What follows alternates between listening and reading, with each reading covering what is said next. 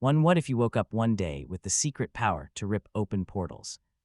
Imagine the possibilities, walking right into a bank vault and taking whatever you want.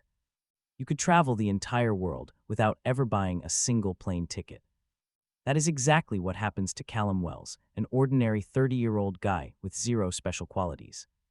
He has no powerful family and no grand future until this insane magic suddenly awakens. The luxurious life he always dreamed of was finally right there.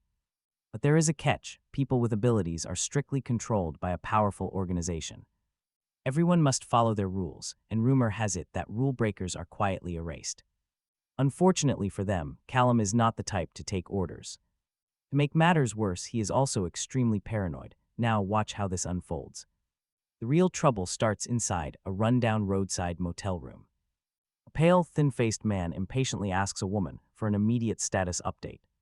She shrugs, saying her defensive spell is active and nobody can sneak past her. Before she can finish, a bright purple portal tears open right inside the room. Vibrant energy floods the space. Suddenly, a deafening gunshot echoes through the walls. The bullet strikes the woman, dropping her instantly to the cold floor. Total panic sets in as the strange purple light continues to swirl around. The pale man stares at her lifeless body and screams, demanding to know what is happening. His companion, just as terrified, admits he has no idea what is going on. Suddenly, a heavily armed, rebellious-looking man steps through the light. He declares himself an enemy of the ruling mages and warns them he is ahead of schedule. Then he suggests they start from the very beginning. The scene shifts abruptly. A young man sits in an interrogation room, his wrist tightly handcuffed to a metal table. An interrogator in a sharp suit watches him, looking exactly like a federal agent. The detainee pleads for answers, insisting he has absolutely no clue what they want with him. Sitting down across from him, the investigator reveals a glowing brand on his wrist. He is an investigator from the powerful Arcane Regulation Guild. This agent flatly informs the young man that he is a prime suspect in an attack. The incident took place at the Shaw Fitness Center. The detainee asks if this is a joke. But the agent assures him it is very real, explaining a dangerous entity is loose. And this young man was the only conscious survivor found at the bloody scene. Then the agent drops a massive truth bomb: magic is real. Whether he likes it or not, the young man is actually a wizard himself. He sits there in complete shock as the investigator suggests rewinding the story.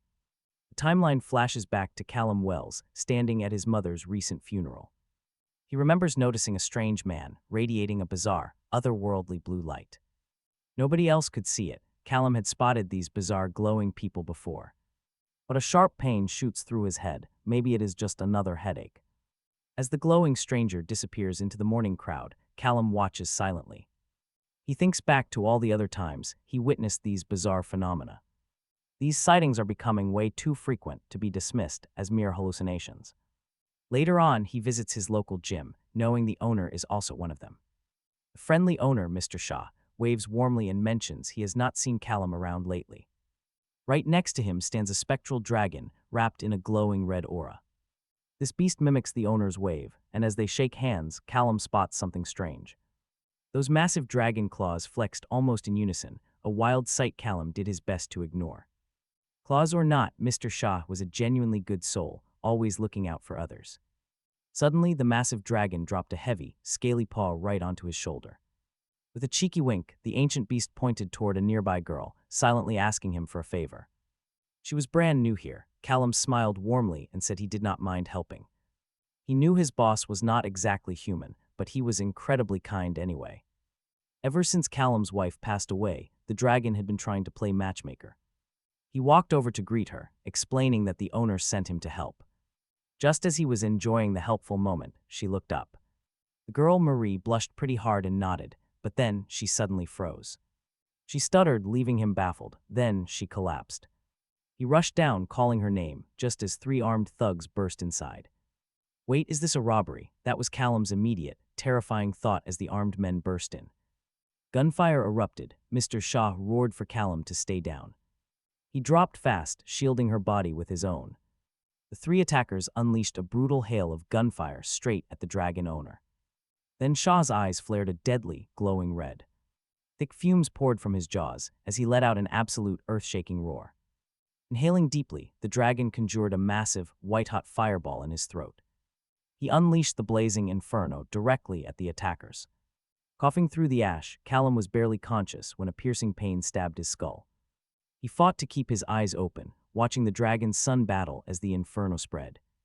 Raging fire consumed the gym in seconds, trapping them inside. As the heat closed in around him, his strength completely gave out and he collapsed. Everything went black. When he woke, he spotted Marie lying motionless nearby. She was in terrible shape, and he knew they had to move immediately. He hoisted her over his shoulders and ran toward the exit of the flaming gym. Suddenly, a live electrical cable from the gym's ceiling snapped, crackling with raw current. It hit him dead on, sending a brutal shock through his entire body. Somehow his legs kept moving, fighting through the incredible pain. A strange purple aura suddenly flared up around him, pushing him forward as he refused to let go. With fire everywhere, escape seemed almost completely out of reach. He screamed in agony as the blinding smoke forced his eyes shut once more. His knees buckled, sending him crashing down, even as he desperately tried to protect her. Gathering every last drop of his strength, he forced himself back up. The purple energy around him flared up with terrifying power. Wait, he was suddenly standing outside on the cold street. It was like he had just teleported, staring down at his hands in disbelief. He tried to make sense of what had just happened. Suddenly a shadow fell over him, and a voice asked what he was doing. The man told him to stay put and snapped his fingers. It was that same mysterious guy. With a casual gesture, the suited stranger unleashed a bizarre energy toward the raging fire. Callum watched in total shock as the flames began to subside. The man simply adjusted his tie with a sigh, acting like he barely lifted a finger. He slowly turned back to look at the exhausted young man struggling to his feet. The stranger asks what Callum is, but our boy ignores him and demands real answers. He wants to know what madness is unfolding. The suited man suddenly turns serious. He spots something, taps the communication device in his ear, and reports a fire. He mentions a witness and a victim at the Shahid gym, while Callum keeps demanding answers. The stranger reveals a glowing mark on his wrist and looks directly at Callum. He asks for his classification, leaving the young man completely baffled. Callum asks what that even means, refusing to talk until he gets some real explanations. He wants the full story first, which only makes the suited agent highly annoyed. The agent moves fast, slamming handcuffs onto Callum and leaving him in absolute shock. Right then, Callum Wells realizes his agonizing headache has suddenly vanished. The suited man drags him away, forcing Callum to scream and demand an explanation. Meanwhile, over at the GRA, two officials are carefully studying a glowing hologram. One warns his colleague that using a magic blocker this way could cost him his head. The four-eyed agent admits he is genuinely surprised that Callum is still wide awake. The other shrugs it off, saying the blocker actually seems to do the kid good. As they stare at the hologram, his partner asks a pretty crucial question. He wonders if Callum is really just a mundane, but that does not make sense. The containment system should have easily knocked out any normal human in the area. Instead, this kid stayed conscious and even used magic to save the other victim. The analytical man with glasses finds the whole situation incredibly bizarre. A 30-year-old magic user remaining unregistered makes absolutely no sense. The other agent shrugs, noting he only caught the guy, not solved the mystery. Later, inside a cold interrogation room, the glasses-wearing investigator delivers some news. He tells Callum Wells that he is officially cleared as a suspect in the fire. Now they must register and test him to find out his exact magical alignment. They need to understand exactly what kind of power he possesses. Pretty wild concept, right? A totally baffled Callum asks what they even mean. He explains that every single mage must serve the Arcane Regulation Guild. He displays glowing records of mages, explaining most awaken at a very young age. Callum is just a late bloomer, but our hero immediately protests the idea. He already has a regular job and asks if he can simply walk away. The agent gets dead serious, warning him that things are not that simple.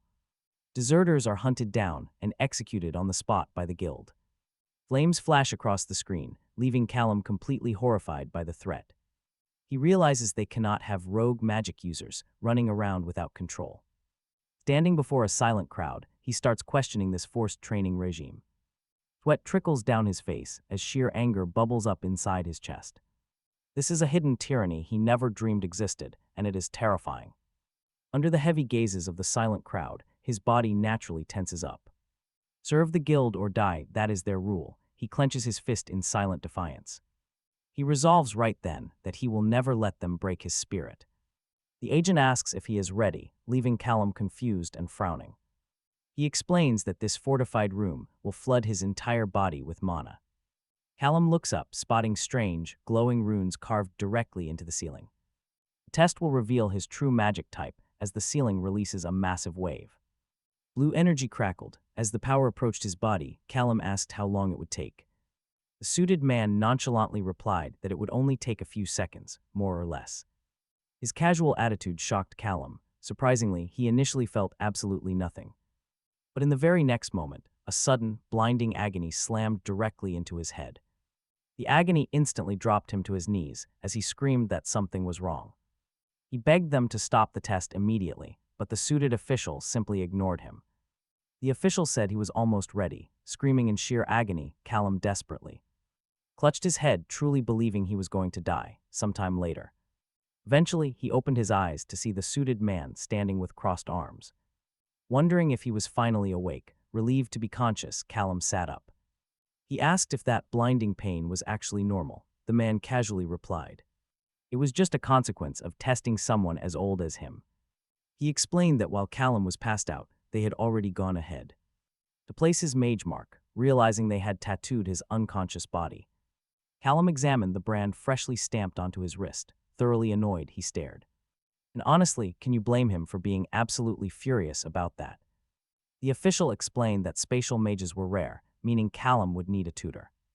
He added that those training fees would count toward his mandatory service hours. Convinced this was a total scam, Callum shot him an incredibly furious look. Getting up from the hospital bed, Callum asked if he could go home. To settle his things before being taken away, the official replied that Agent Sim would drive him and act as his personal supervisor for the entire week. Or at least until he settled in, gesturing to a nearby guy. Staring at his phone with absolute disinterest, Callum politely introduced himself, but the agent completely ignored him, eyes locked onto the screen, angry at being so blatantly snubbed. Callum scowled. Later, they rode in a car heading to another location. During the drive, Callum asked what made a spatial mage so incredibly valuable. Sim explained that since spatial magic had absolutely no direct offensive power, the job was mostly transportation, basically making him a loader. When Callum asked about Sim and his active role in the organization, Sim proudly boasted that he was a front-line pyromancer who also practiced geomancy. Callum doubted this, thinking the agent looked incredibly spoiled. He then asked what they fought. Sim casually explained to him that some agents hunted down rogue mages on Earth, while others defended the massive hostile on the brutal front lines of the 6 magical portal worlds. When Callum asked what portal worlds actually were, Sim described them as semiplanes between Earth and the massive multiverse that provided mana to the planet, protected by the GRE. He listed the inhabitants of each world, including vampires, shapeshifters, and fairies. They also fought those of dragon lineage and massive sea monsters. When Callum asked about the 6th world, Sim shrugged and claimed it was completely empty. I mean an empty magical world. Yeah, that sounds totally believable. Soon the car parked outside. Inside the office, Sim handed a laptop to the surprised rookie, instructing him to look for his very first bits of information on there. He added that he would personally take Callum back to the East headquarters tomorrow morning.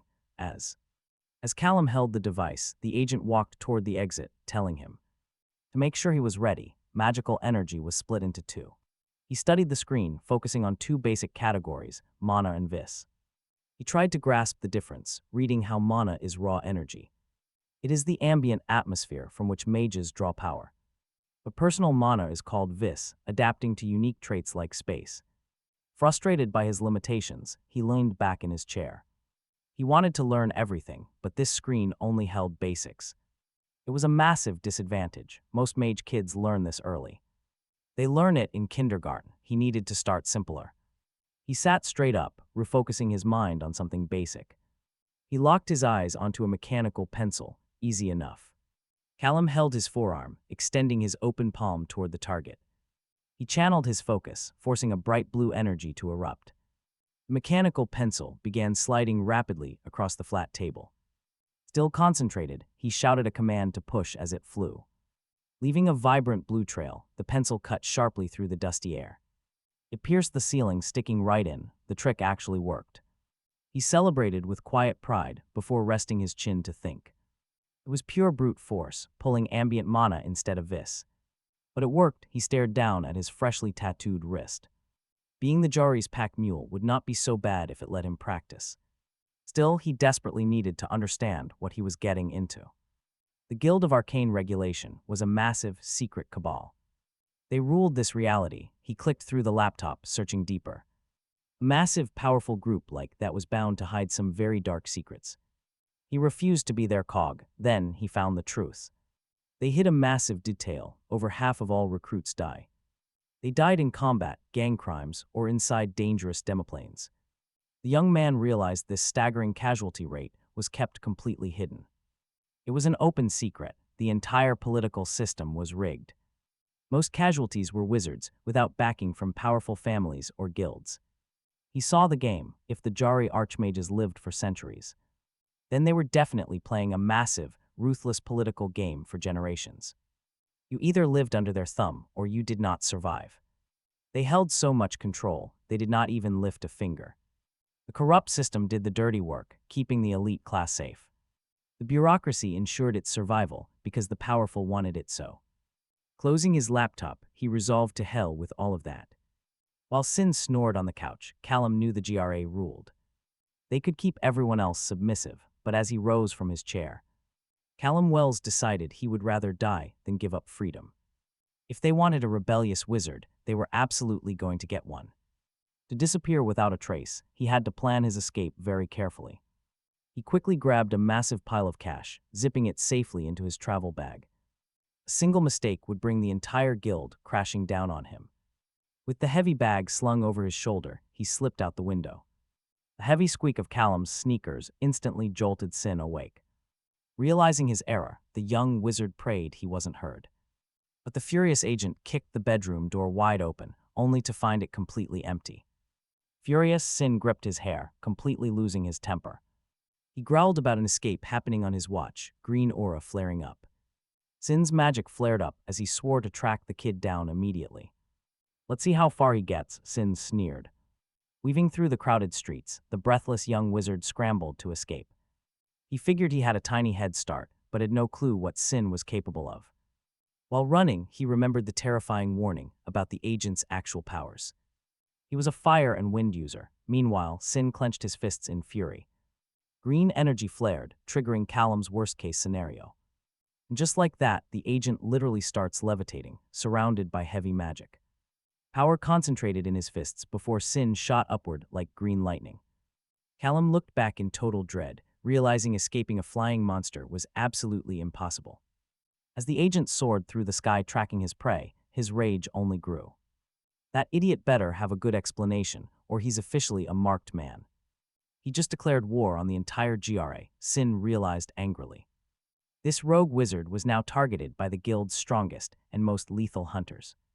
He knew what this meant, fully aware of the dangerous forces being unleashed. There were elite agents out there far more terrifying than him, flying high. Sin briefly considered calling for backup. Maybe alert Agent Thuron just in case, but he quickly dismissed it. His pride refused to let anyone find out he let a kid escape. He had a reputation to protect, so he had to fix this blunder himself. Pushing his speed to the limit, the agent dove toward the bustling streets. Moving like a green bolt, Sin effortlessly closed the distance between them. Suddenly, Callum felt a chilling presence and froze instantly. Sin gave him a terrifying smirk. "Found you," the agent whispered coldly. Callum stared back in absolute horror, shocked by how fast he was caught. But he refused to surrender, immediately spinning around to bolt away. As he sprinted, Sin's mocking voice echoed right behind his ear. "You cannot escape, you are just a weakling who slipped through the cracks." Nearby pedestrians felt a sudden rush of wind, but paid no attention. They just assumed it was a passing breeze, oblivious to the magical pursuit. Callum realized the ordinary humans could not see the spell at all. He brushed past bystanders, yet they remained totally blind to his presence. He hoped the dense crowd would restrict the agent's devastating magic. But that hope quickly shattered, forcing him to think of another escape route. Catching his reflection in a store window, a mannequin's coat sparked an idea. Float and radiate power all you want, because Callum just found his ticket out. Sin searched from above, quickly spotting his target moving through the crowd.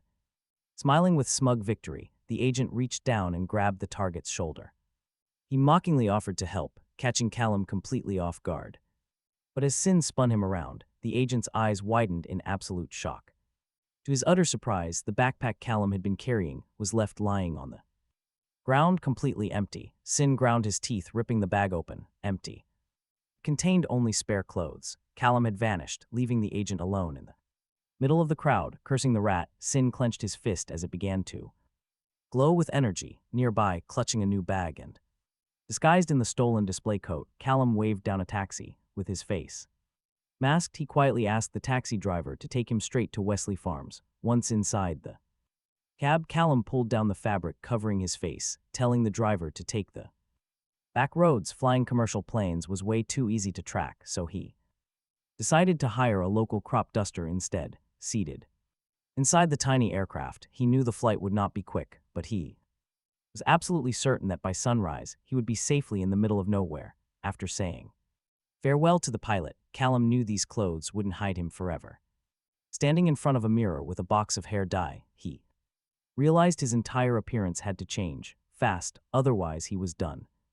He grabbed a pair of sharp scissors and began to hack away at his brown hair. Soon, loose strands covered the entire bathroom sink as he stared at his messy new reflection and decided to dye it all pitch black. With the transformation finally complete, he turned his attention to getting fake papers.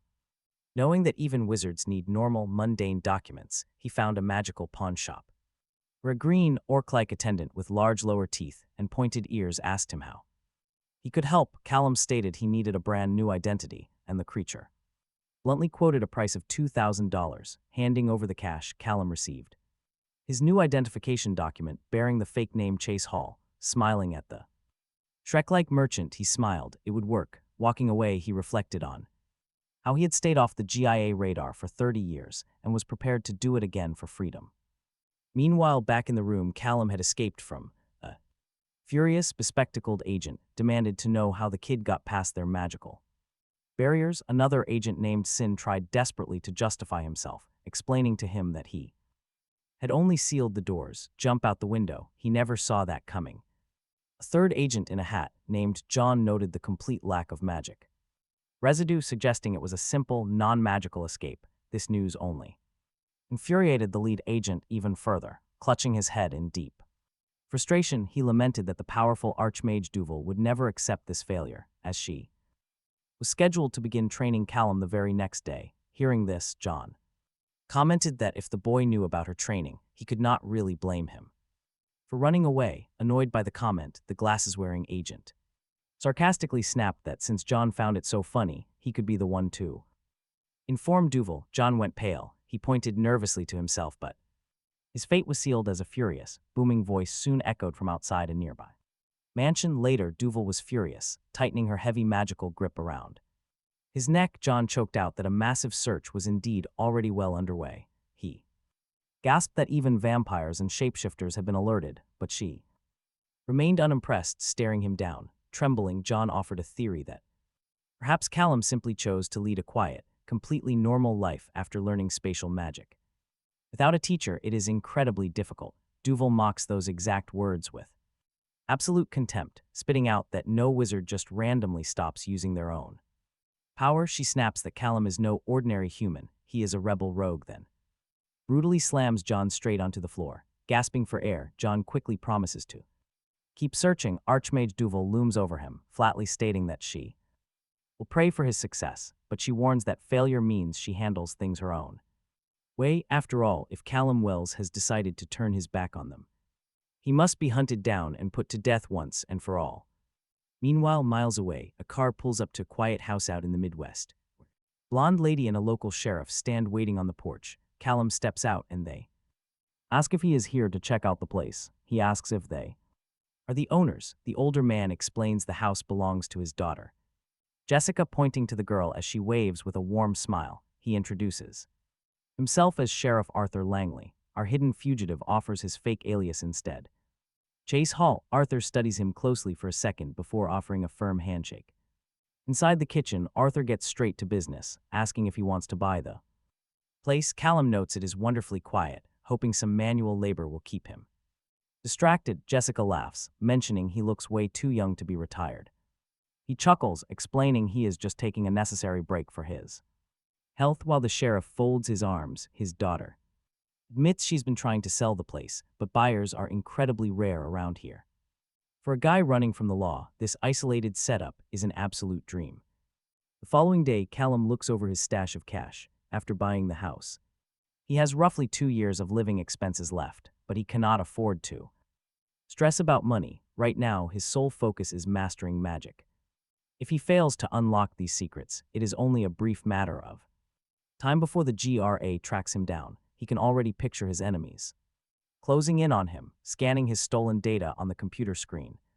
He discovers that all data points to one thing: spatial mages are stuck with simple portals and basic enchantments, holding his hands up. He ponders this. It seems absurd, but real knowledge on space magic is completely locked away. You can only get it through the Archmage, who is the absolute authority. It shows just how massive and controlling the GRA really is. Looking out over the empty field, Callum remembers his first portal. It was a complete accident, triggered when he saved Marie from that burning building, guided only by a desperate urge to protect her. Now he gathers raw energy in his hand, trying to open one on purpose. In an instant, a glowing portal of purple energy cracks open on the grass. Callum breathes a deep sigh of relief. It actually worked. Whispering that it is time to start, he steps forward and enters the portal. He pops out on the other side of the field, incredibly proud. Looking down at his fist, he silently celebrates this huge win. He knows the range was tiny, but for a first try, it is brilliant. With his hand on his chin, Callum wonders what other crazy things he can pull off with this power. Later on Monday, he runs a steaming hot. He stands in the steaming shower, washing his hair. He gets a sudden surprise. The shampoo is completely empty, so he casually conjures a tiny portal. It connects to a nearby cabinet packed with bottles, reaching his hand through. He blindly feels around for a replacement bottle. Just a moment later, he grins, pretty proud of himself for grabbing it with his magic. By Wednesday, Callum is busy practicing forming a sphere of pure energy, commenting that this is one of the first things a rookie mage learns. True, a spatial sphere has zero combat use, but he still cannot help smiling. Honestly, it is just incredibly cool. Then, on Friday, Callum cradles a purple sphere in his hand, noting that everything points to telekinesis belonging to force mages. He is definitely not one of those. Here is the difference. A stone with yellow energy represents telekinesis, while spiral purple energy represents gravikinesis. To demonstrate, he tries a trick, making a small object weightless, sending small pebbles levitating right over open palm. He admits to himself that this is a pretty unusual method. But without any formal education, this rough approach will have to do. And he launches the stones and energy toward a tree. By Sunday morning, Callum is sitting outside, meditating. He concentrates with his eyes closed, breathing deeply to feel the raw mana in the air. Soon, he realizes he can actually see things with his eyes shut, visualizing the inside of the house and the curtains, pushing himself further. And get this, he can see straight through solid walls, but while reflecting that his range is still limited, he suddenly spots Jessica walking through the house. Startled, his eyes snap open. Jessica calls out for Mr. Hall, and when Callum waves, she walks over. He smiles, asking what brings her here. And she explains the local kids are going back to school. She warns him some might wander into his yard, even though they were told not to. Callum just laughs, saying it is fine, mentioning he has not even started clearing the overgrown yard yet. Do not worry, he says, smiling as he says the kids around here do well outdoors. Jessica mentions she was just passing by and decided to drop in. As she leaves, she waves goodbye with a friendly warning not to vanish again. Callum gives an awkward wave, but the second she is gone, panic hits him. Wondering if she noticed anything, he looks around. Talk about a massive oversight. Practicing his magic has left highly visible purple marks all over the yard. He realizes he must learn to suppress residual energy immediately and starts to run, sweating nervously. If anyone detects the magical residue, it is Game over for his disguise. Meanwhile, in a massive facility, a scientist shows a clipboard to an agent in a suit who asks about the request. Standard tests confirmed their subject had never touched magic before, she reports.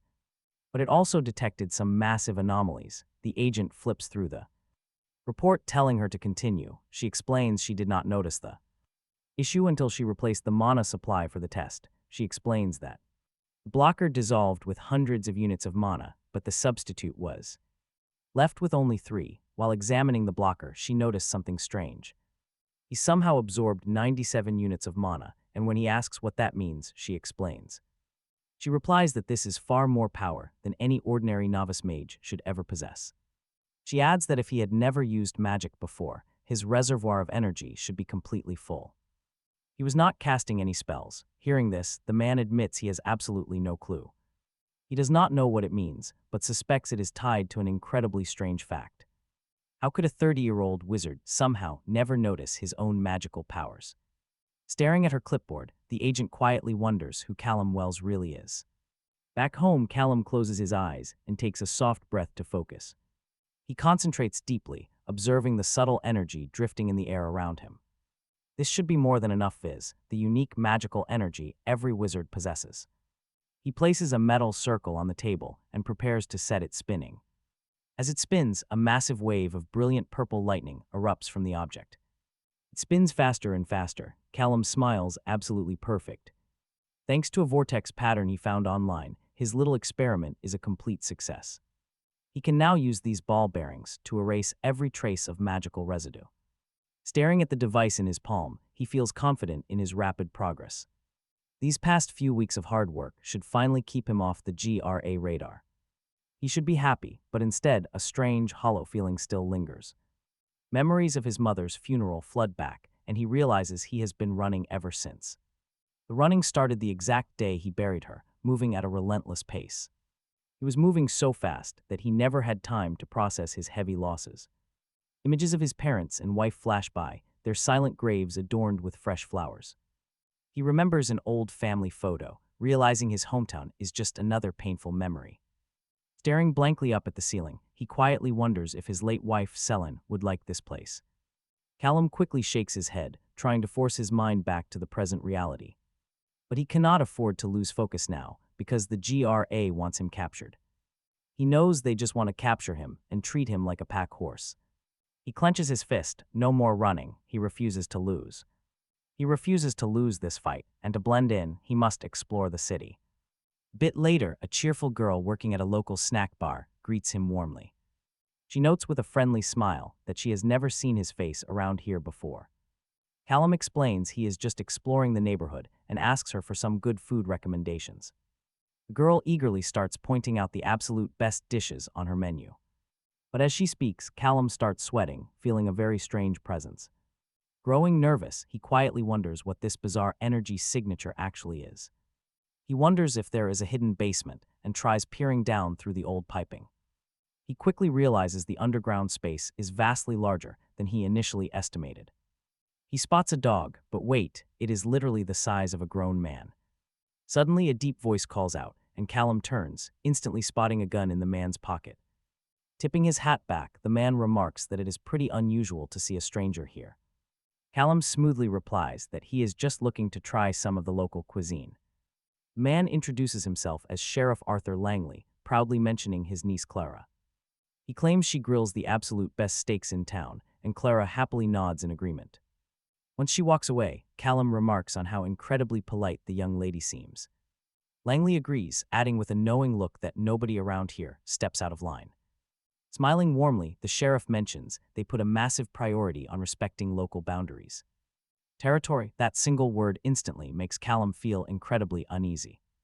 The sheriff claps a hand onto Callum's shoulder, reassuring him that he really does not want to take up any more of his lunchtime, leaning in close. He whispers about spotting some strange faces lately, asking him to get in.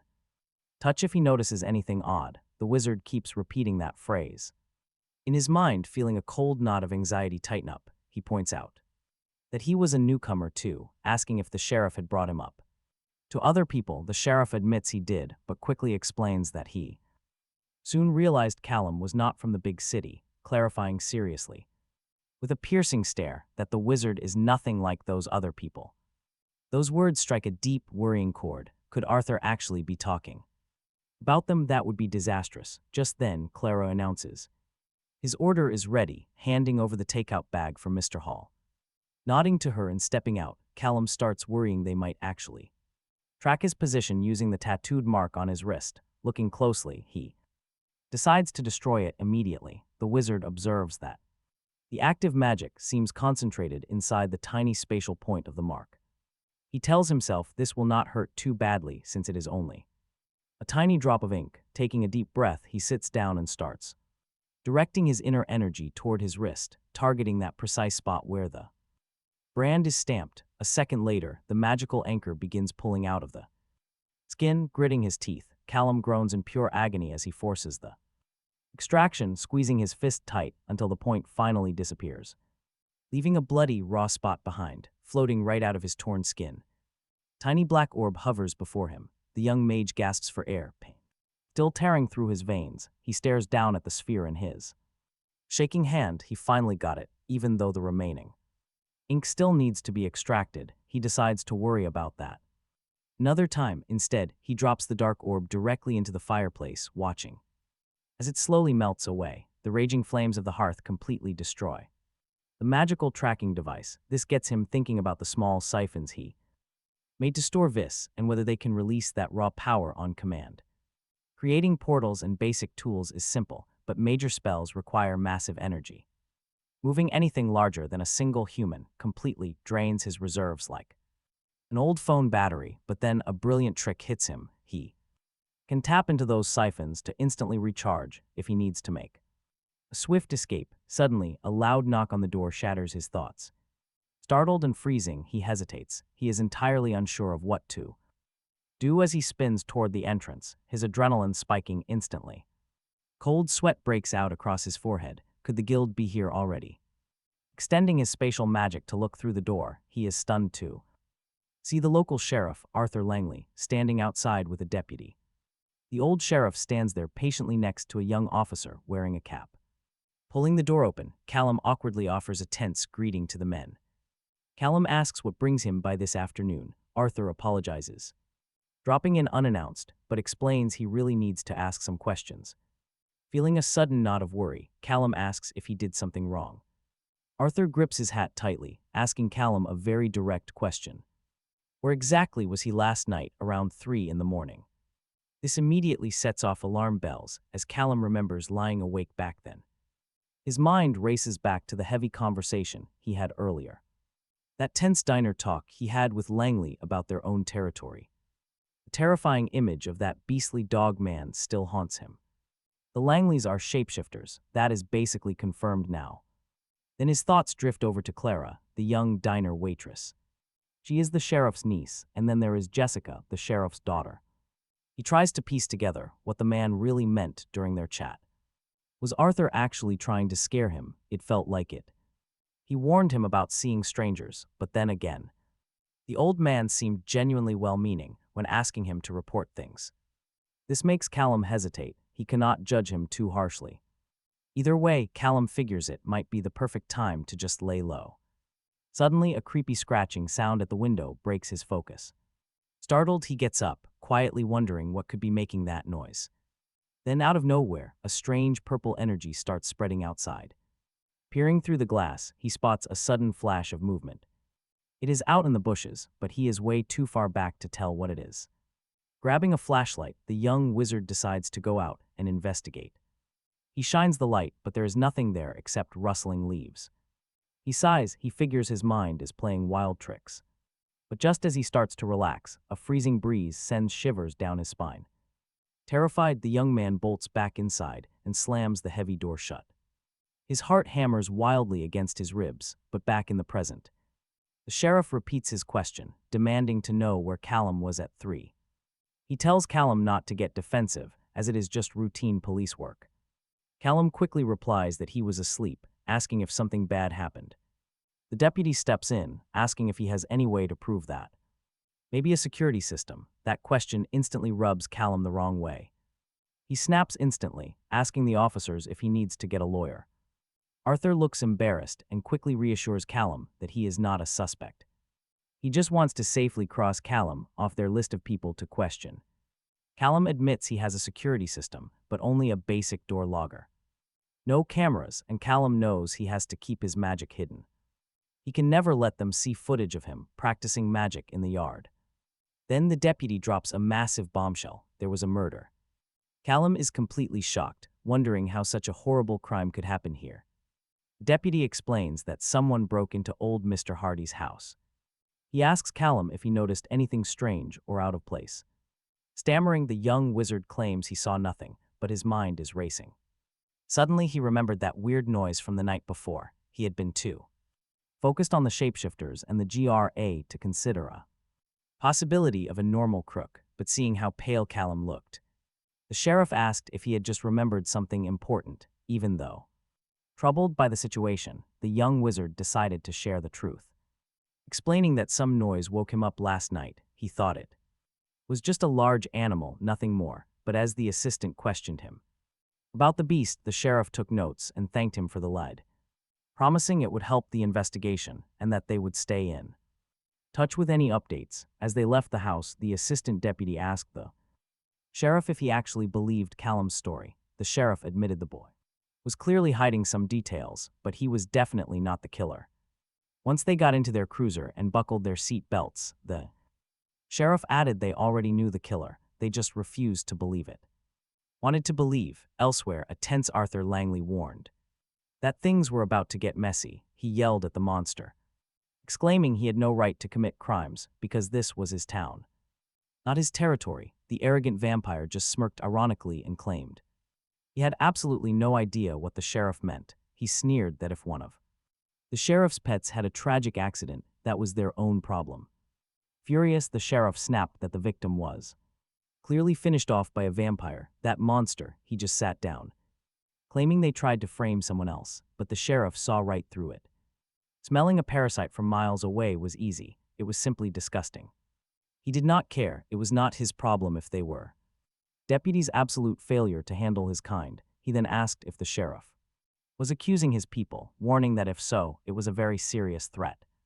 The cold creature narrowed his red eyes in a clear attempt to intimidate the sheriff, but Arthur was unfazed. He retorted there were no leeches around until his arrival, declaring he would find the true killer responsible and would catch the culprit. The vampire just laughed at the threat, taunting him to try. The deputy gritted his teeth in pure rage at the beast's audacity. Provocatively, the vampire added that if the Winnet's pack wanted a war, he would gladly accept, driving the enraged sheriff to lunge forward. As Arthur tried to strike, the vampire warned him to tread carefully.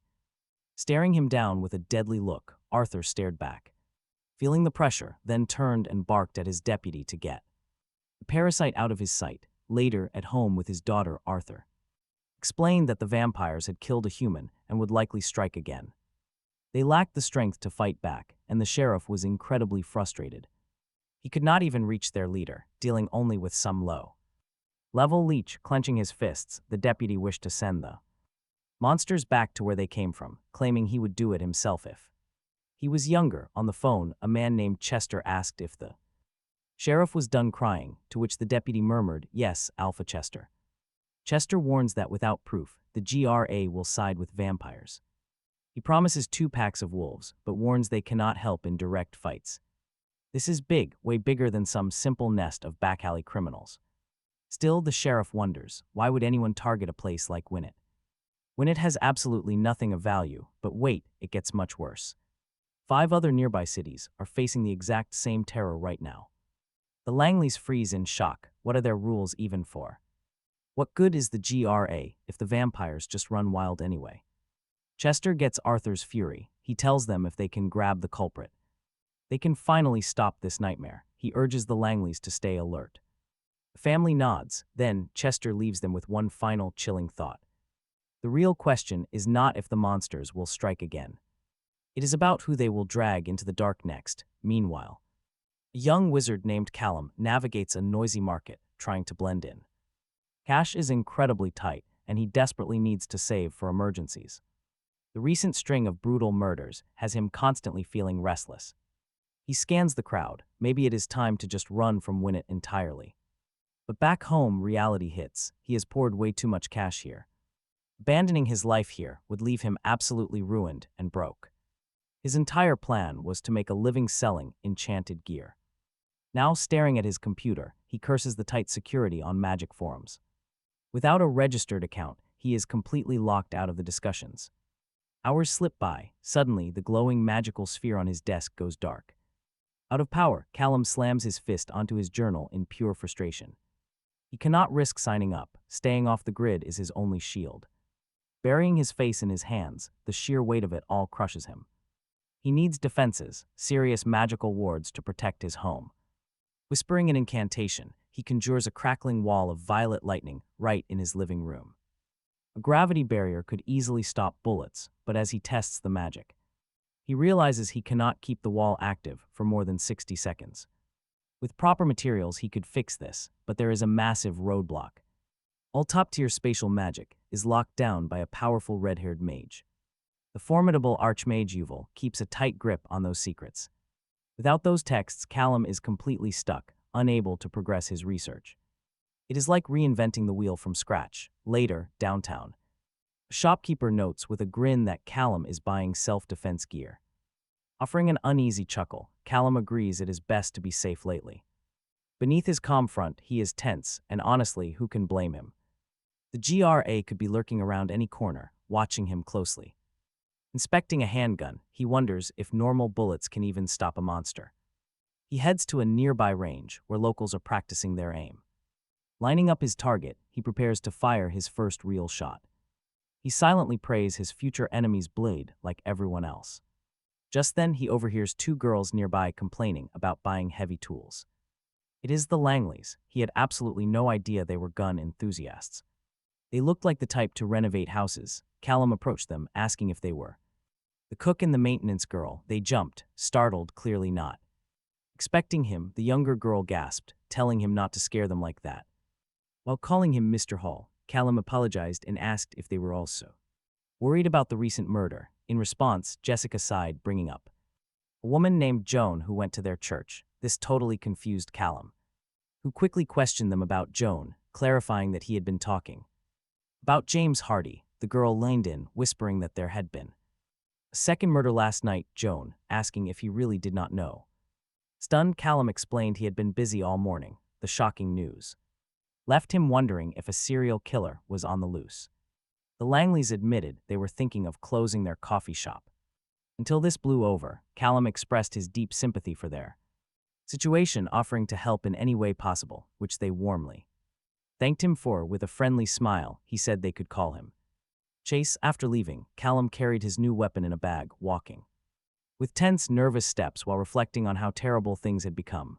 He soon took the weapon out, still deeply analyzing the situation. He realized murder was one thing, but a killer escaping shapeshifters, truly bizarre. He knew the Langleys loved their peaceful little town and probably hated the GRE poking around. Can you even blame them? But with so many bodies piling up, they had no other choice. Staring at his board full of information, Callum knew he had to prepare. Both murders happened near his house, and another strike was likely coming tonight. He grew reflective, recognizing that this situation presented two specific threats. The first was the supernatural serial killer currently running wild, and the second was the agents the GRE would inevitably send. He grew nervous, knowing either threat could appear at his door. At any second, the wizard pushed his spatial sense to its absolute limit, determined not to be blindsided while putting his belongings into a bag. He planned out exactly how to safely store all his magical belongings. He also remembered to enchant his array circles and keep his weapons loaded. At the first sign of the GRE, he would vanish. Callum stared at his bags, knowing that abandoning his home would financially ruin him. But gripping his weapon, he knew survival was worth the price. To stay completely off their radar, he actively expanded his spatial sense range, allowing him to easily monitor the outer limits of the city.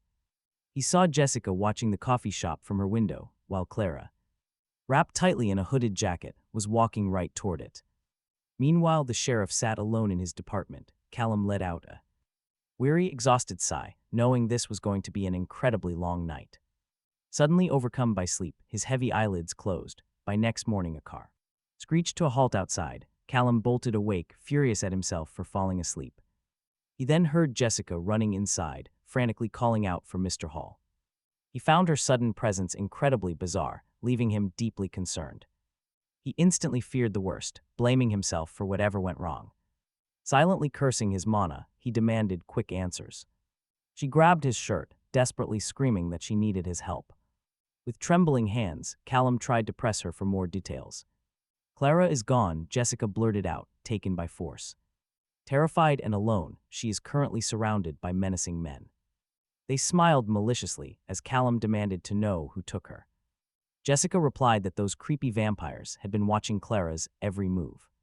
On a completely dark, empty street, their eyes glowed a menacing red, calling her the sheriff's little pup as her blonde hair whipped around.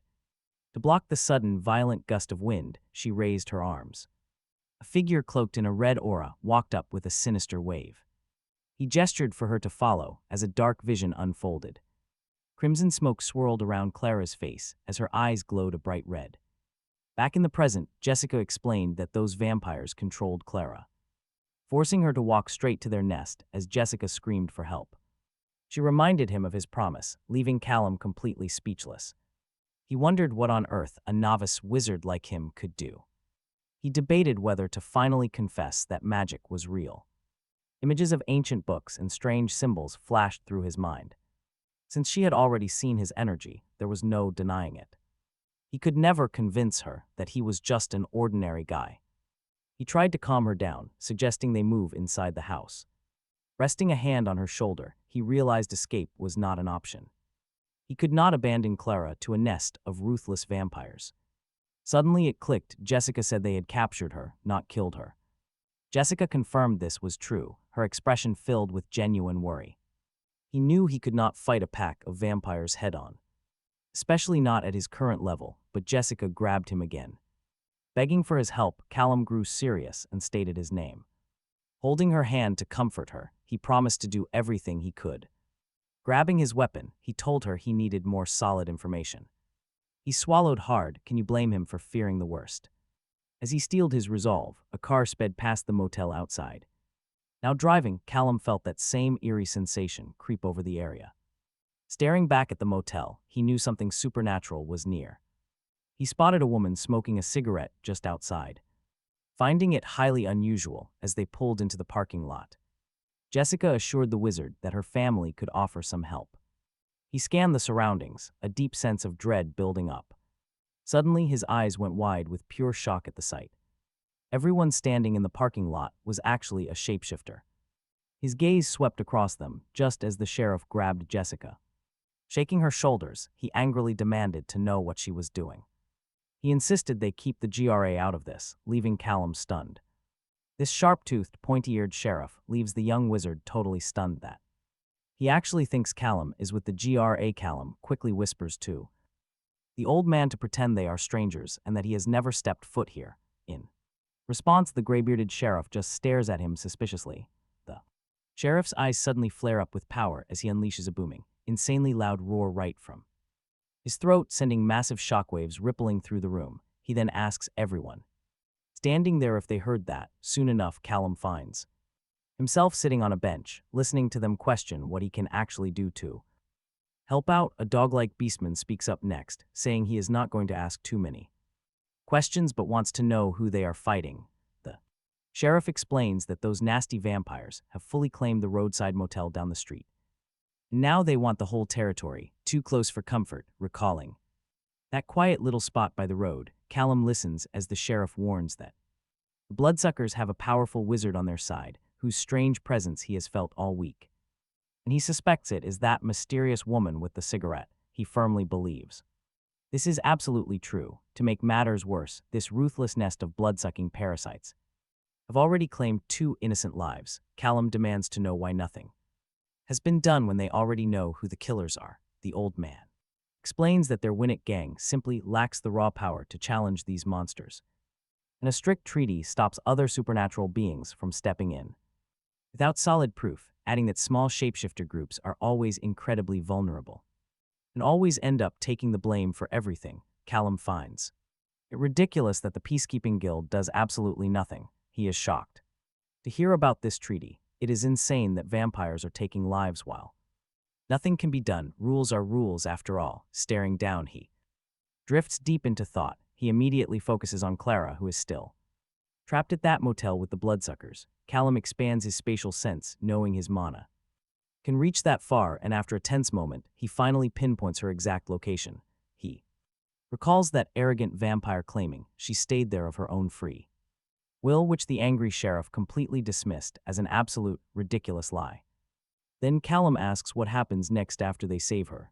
The old sheriff explains that with Clara safe, they can call Alpha Chester to bring in his entire werewolf pack. With that kind of backup, they will finally be strong enough to face those bloodsuckers. Time to run them out of their town for good. Callum is curious and asks how to kill them. The gray-bearded sheriff explains that weapons made of rare mordate mineral can permanently stop their annoying self-healing powers, but they currently do not have any. But hey, a classic old school strike to the heart or brain gets the job done too. When Callum wonders if guns are effective, the sheriff warns that these monsters are lightning fast, making it almost impossible to hit their weak spots perfectly. Realizing this will be tough, Callum simply says he will handle it, easy as that, leaving the old man completely shocked. Jessica skeptically asks if he has what it takes to help, gripping his weapon tightly with a fierce look. The young wizard vows to bring Clara back safe, but first he needs.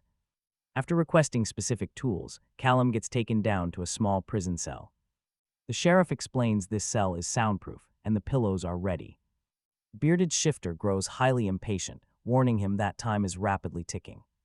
Time is short. Callum promises that his spatial magic will take 10 minutes. But as the grumbling wolfman walks out, he snaps back that he only gets 5. Left alone, Callum stands there, feeling a sudden surge of pure anxiety. He realizes the sheer weight of this gamble. He is in deep failure means running from the GRA forever and facing incredibly angry vampires. Not to mention letting down the shifters. He is completely on his own.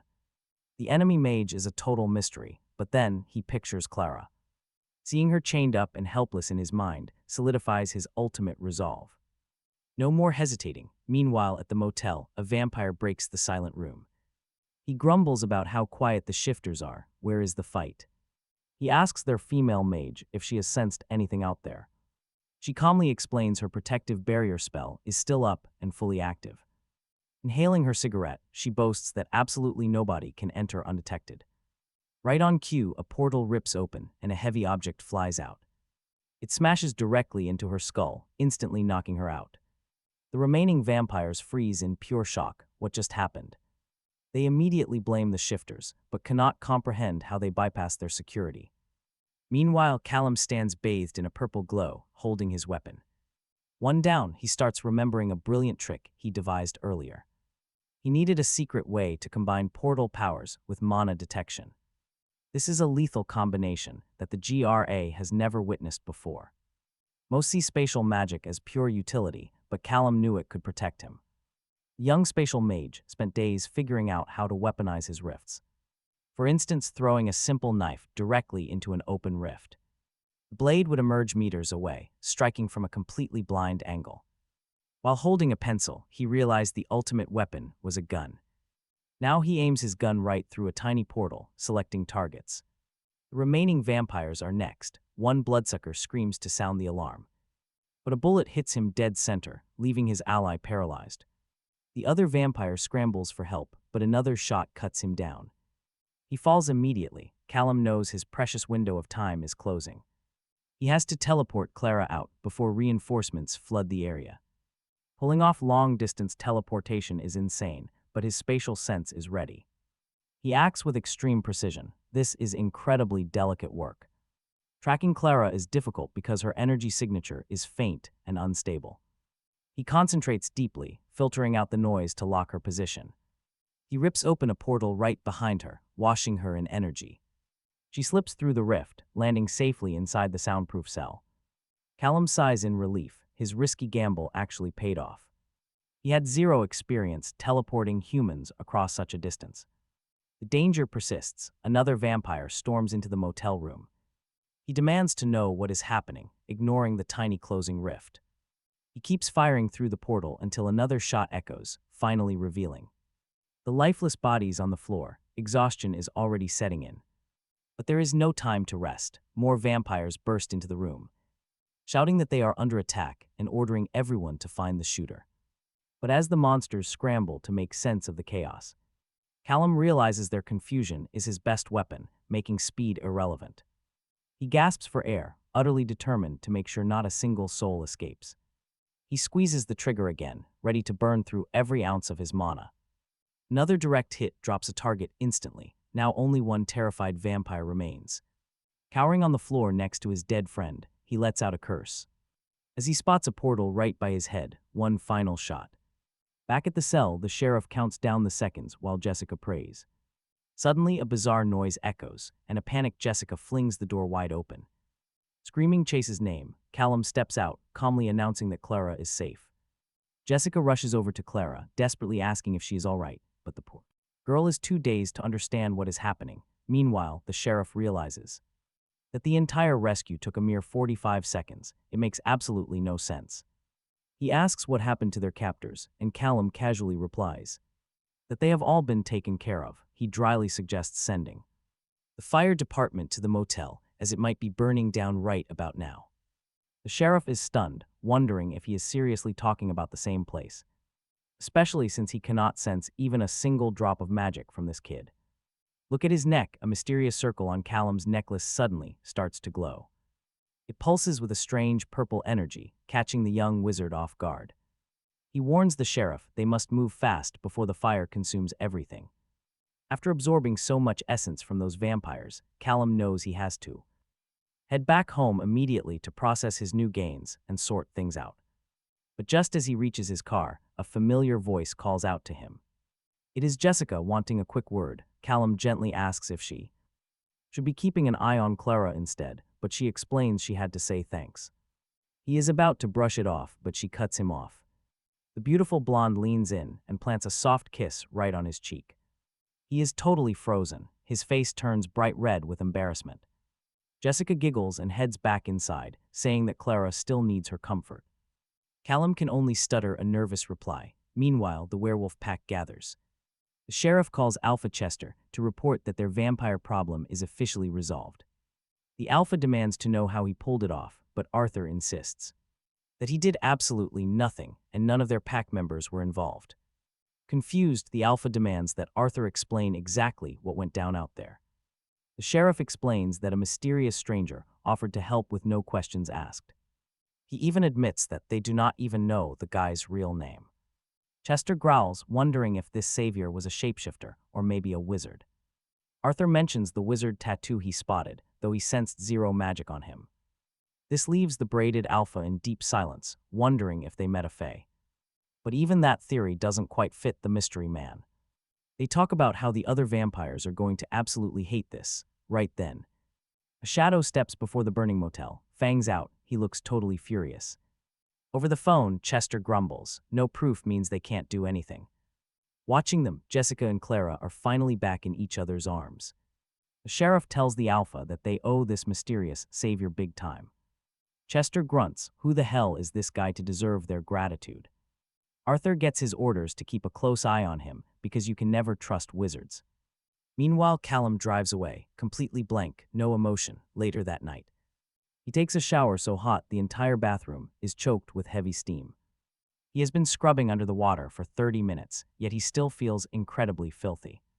The young man cannot shake the image of absolute terror on a vampire's face. Back at the burning motel, they looked human. Now he gets it. He ended so many lives today. Sure, they were monsters, but still. He cannot stop asking himself why killing them felt so damn easy. He only recently started learning magic, and yet, look at him now. He completely wiped out a whole nest alone, realizing a terrifying truth. If he ever chose to walk a dark path, seriously, who in this world could actually stop him? Staring at his hands, he wonders if the GRA limits make some sense. But he instantly disagrees. If they left everything to the authorities, Clara would still be locked up. No rescue. He has to trust himself. Staring at his reflection in the mirror, he desperately searches for a solution. The fire will burn the evidence, but those shapeshifters saw everything happen. There is absolutely zero guarantee the Langleys will keep their mouths shut. He deeply regrets ever setting foot in that basement with those shifters. He realizes that if he had just been a bit more careful, he could have handled this alone with only Jessica knowing the truth. He had really hoped to lay low and win it for a while longer, but his time here is up. He must move on. Meanwhile, the old sheriff finally pulls up to the local station. Arthur walks in and immediately asks if the federal agents have arrived yet. The front desk lady nods, saying they are already waiting for him downstairs. Arthur lets out a heavy sigh, praying they didn't send a bloodsucker. But as he heads down, his nose catches something, not a bloodsucker. A wizard and a fae. Arthur takes a breath and removes his hat. Greeting the two agents waiting in the dim light, he spots a woman dressed in all black. Her hair is tipped with bright blue, standing next to a tall, blonde partner. The blonde speaks first, calling him Alpha Langley with a cold, professional tone. He introduces himself as Ray Danforth and his partner as Felicia Black. Arthur welcomes them, hoping the GRE can actually solve this gruesome case. Ray gets straight to business, asking about the motel cleanup progress. Arthur says the other agents are still on site, but bodies are ready. They are lined up in the morgue. The federal partners share a silent nod. Ray heads inside the cold morgue and leans over one of the bodies. He spots something highly unusual and points it out to the sheriff. All the wounds are completely identical. Arthur nods in grim agreement. This definitely wasn't a werewolf. They are completely out of lades. Some idea how to crack this mystery. Ray just smiles, completely confident as he promises they will find out. He calls Felicia over to the cold body. She approaches and rests her hands on the head, unleashing strange glowing blue energy. Instantly her own eyes flare with that same color. Her head jerks back, a brutal, sudden movement. She recovers, explaining the first vampire saw absolutely nothing. He was sleeping during the slaughter. Arthur panics inside, realizing that woman can read dead memories. Felicia keeps reporting, explaining. The second victim heard shots, but got snatched before he could do anything. Ray notes someone must have spotted the killer, but Felicia disagrees. She only saw chaos. None of the monsters knew what hit them. Ray figures the killer must be incredibly deadly. Arthur mutters to himself about how terrifying this whole thing is. Ray asks him to repeat that, but the old sheriff quickly plays it off, claiming he just commented on how horrible the damage looks. Ray clearly doesn't believe him, but lets it go. He tells Arthur they will definitely need to stay and win it. Letting a deadly killer roam free is too risky. Arthur offers them a room, but Ray says they want to interview local people first. The old sheriff gets incredibly nervous as the agent explains his entire theory. Since the local pack is clean, options are limited. Either the killer was just traveling through town, meaning they'll never catch them, or some local went rogue after being provoked by the beasts. Arthur insists nobody in town has that kind of power to wipe out a nest. Still, the agent wants to check for himself. Arthur swallows hard, talk about a tight spot, but he just nods. Meanwhile, in another room, Callum stands, looking down at his suitcase. This is everything he managed to grab from the vampire nest: weapons, cash, and hard drives. While the guns look completely normal, the ammunition is another story entirely. These bullets are tipped with silverite, mordite, and chlorite, deadly minerals designed to take down shapeshifters, vampires, and even the fae. These will be incredibly useful. As he sorts through the loot, he spots a ceramic plate covered in magic runes. He wonders what it is.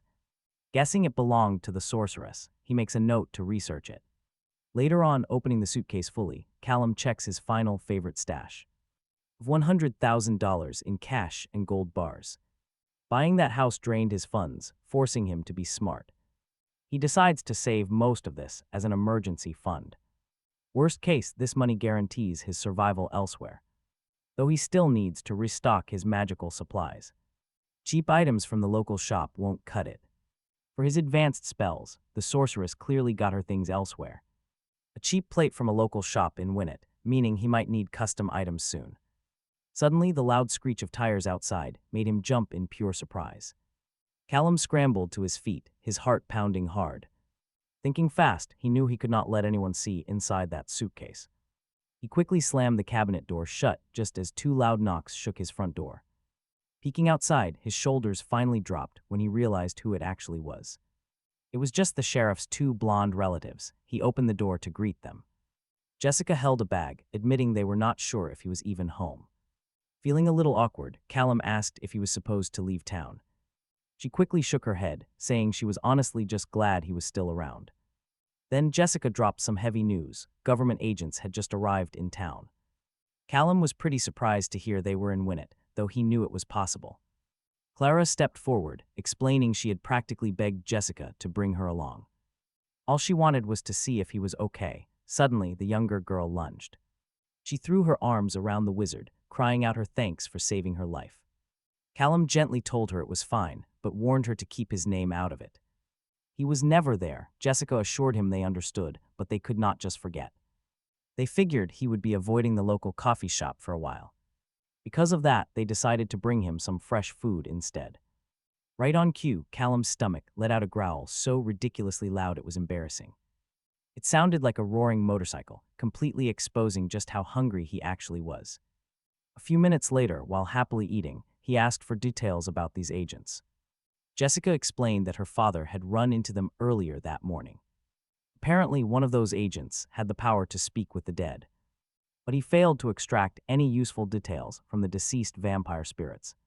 Callum knew he had to stay alert, though he felt a brief wave of relief. None of those vampires actually understood what hit them in their final moments. Clara mentioned the agents had already searched the ruined motel for a full day. But they would not find anything useful, since the fire completely erased all physical evidence. Callum sincerely thanked both of them for giving him such a crucial heads-up. Then Jessica warned him about a powerful alpha named Chester, who was getting paranoid. He worried this wizard's assistance might come with a price they could not pay. Still chewing, Callum looked totally blank. Clara explained that the sheriff answers to him. The sheriff runs Winnet, but Chester is the true alpha of the entire West. By saving them, Callum had accidentally helped this Western alpha too. But the wizard simply stated he never expected any reward for his actions. Clara was shocked to realize this powerful man was not demanding anything from them. He assured them they owed him absolutely nothing and to drop the subject entirely. The girls smiled, relieved, and promised they would keep their mouths shut. Meanwhile, over at the charred and smoking remains of the destroyed motel, Agent Ray asked his team if they had uncovered anything interesting yet. An investigator reported a faint magical signature, though it seemed pretty useless. Ray asked if those vampires had been working with an air mage, which was confirmed. The agent agreed, noting there were no other magical signatures left behind. When Ray pressed for more, the agent pulled out a list of local suspects. Every single item the vampires owned, but it seemed they were already stolen from. The crime scene, Ray figured the Minneapolis Vampire Council would not take. This lightly, so he asked Felicia to keep an eye out for the stolen loot.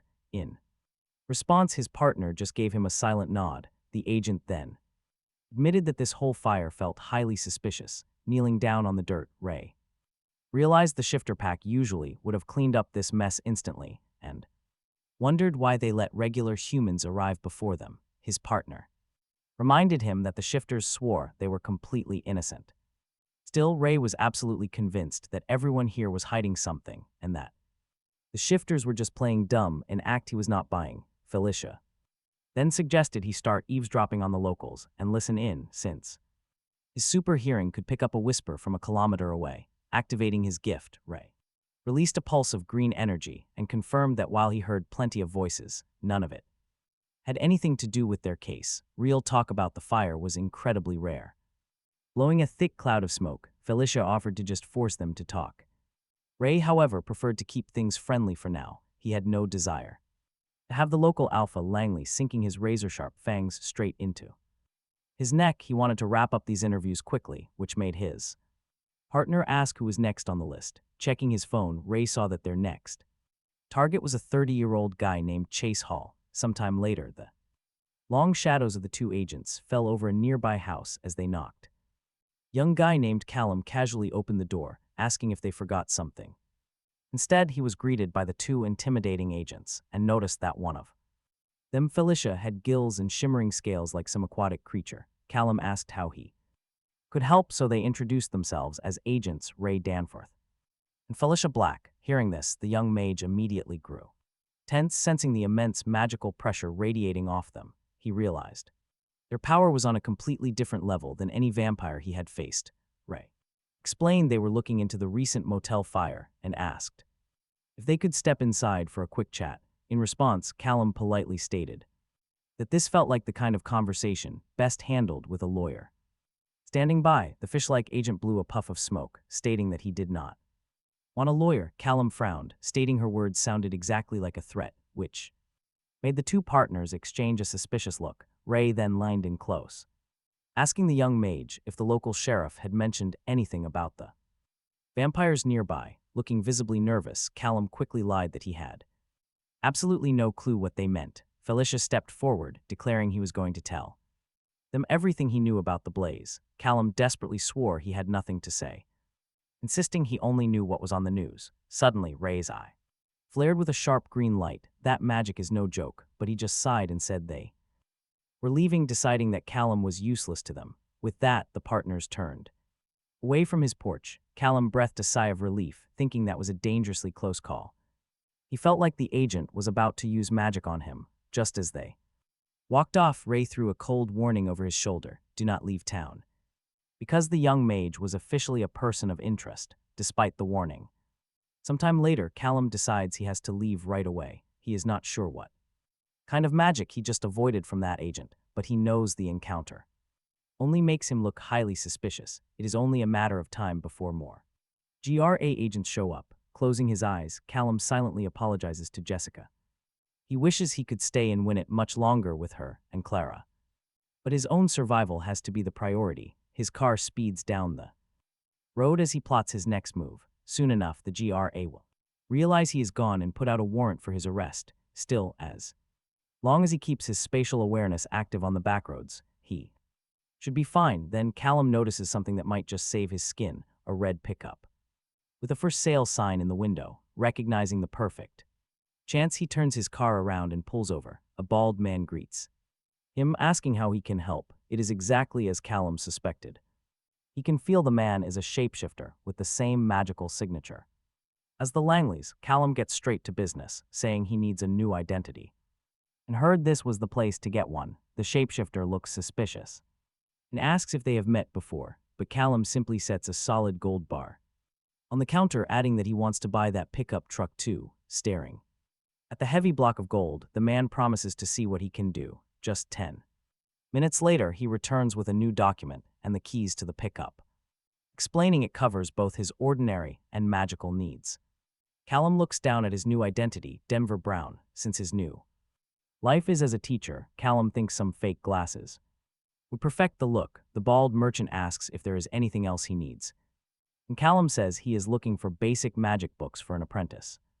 The shapeshifter suggests checking in Pearson, but doubts he will find much there. Callum knows this makes sense, because the GRE completely monopolizes that kind of knowledge. Climbing into his new pickup, he plans to stop by Pearson tomorrow since it is already getting late. He wonders if the Langleys know he left yet, feeling a sharp sting of guilt for having to run away like a thief. He remembers how kind the sheriff, Jessica, and Clara were to him, promising himself he will find a way to reach out again.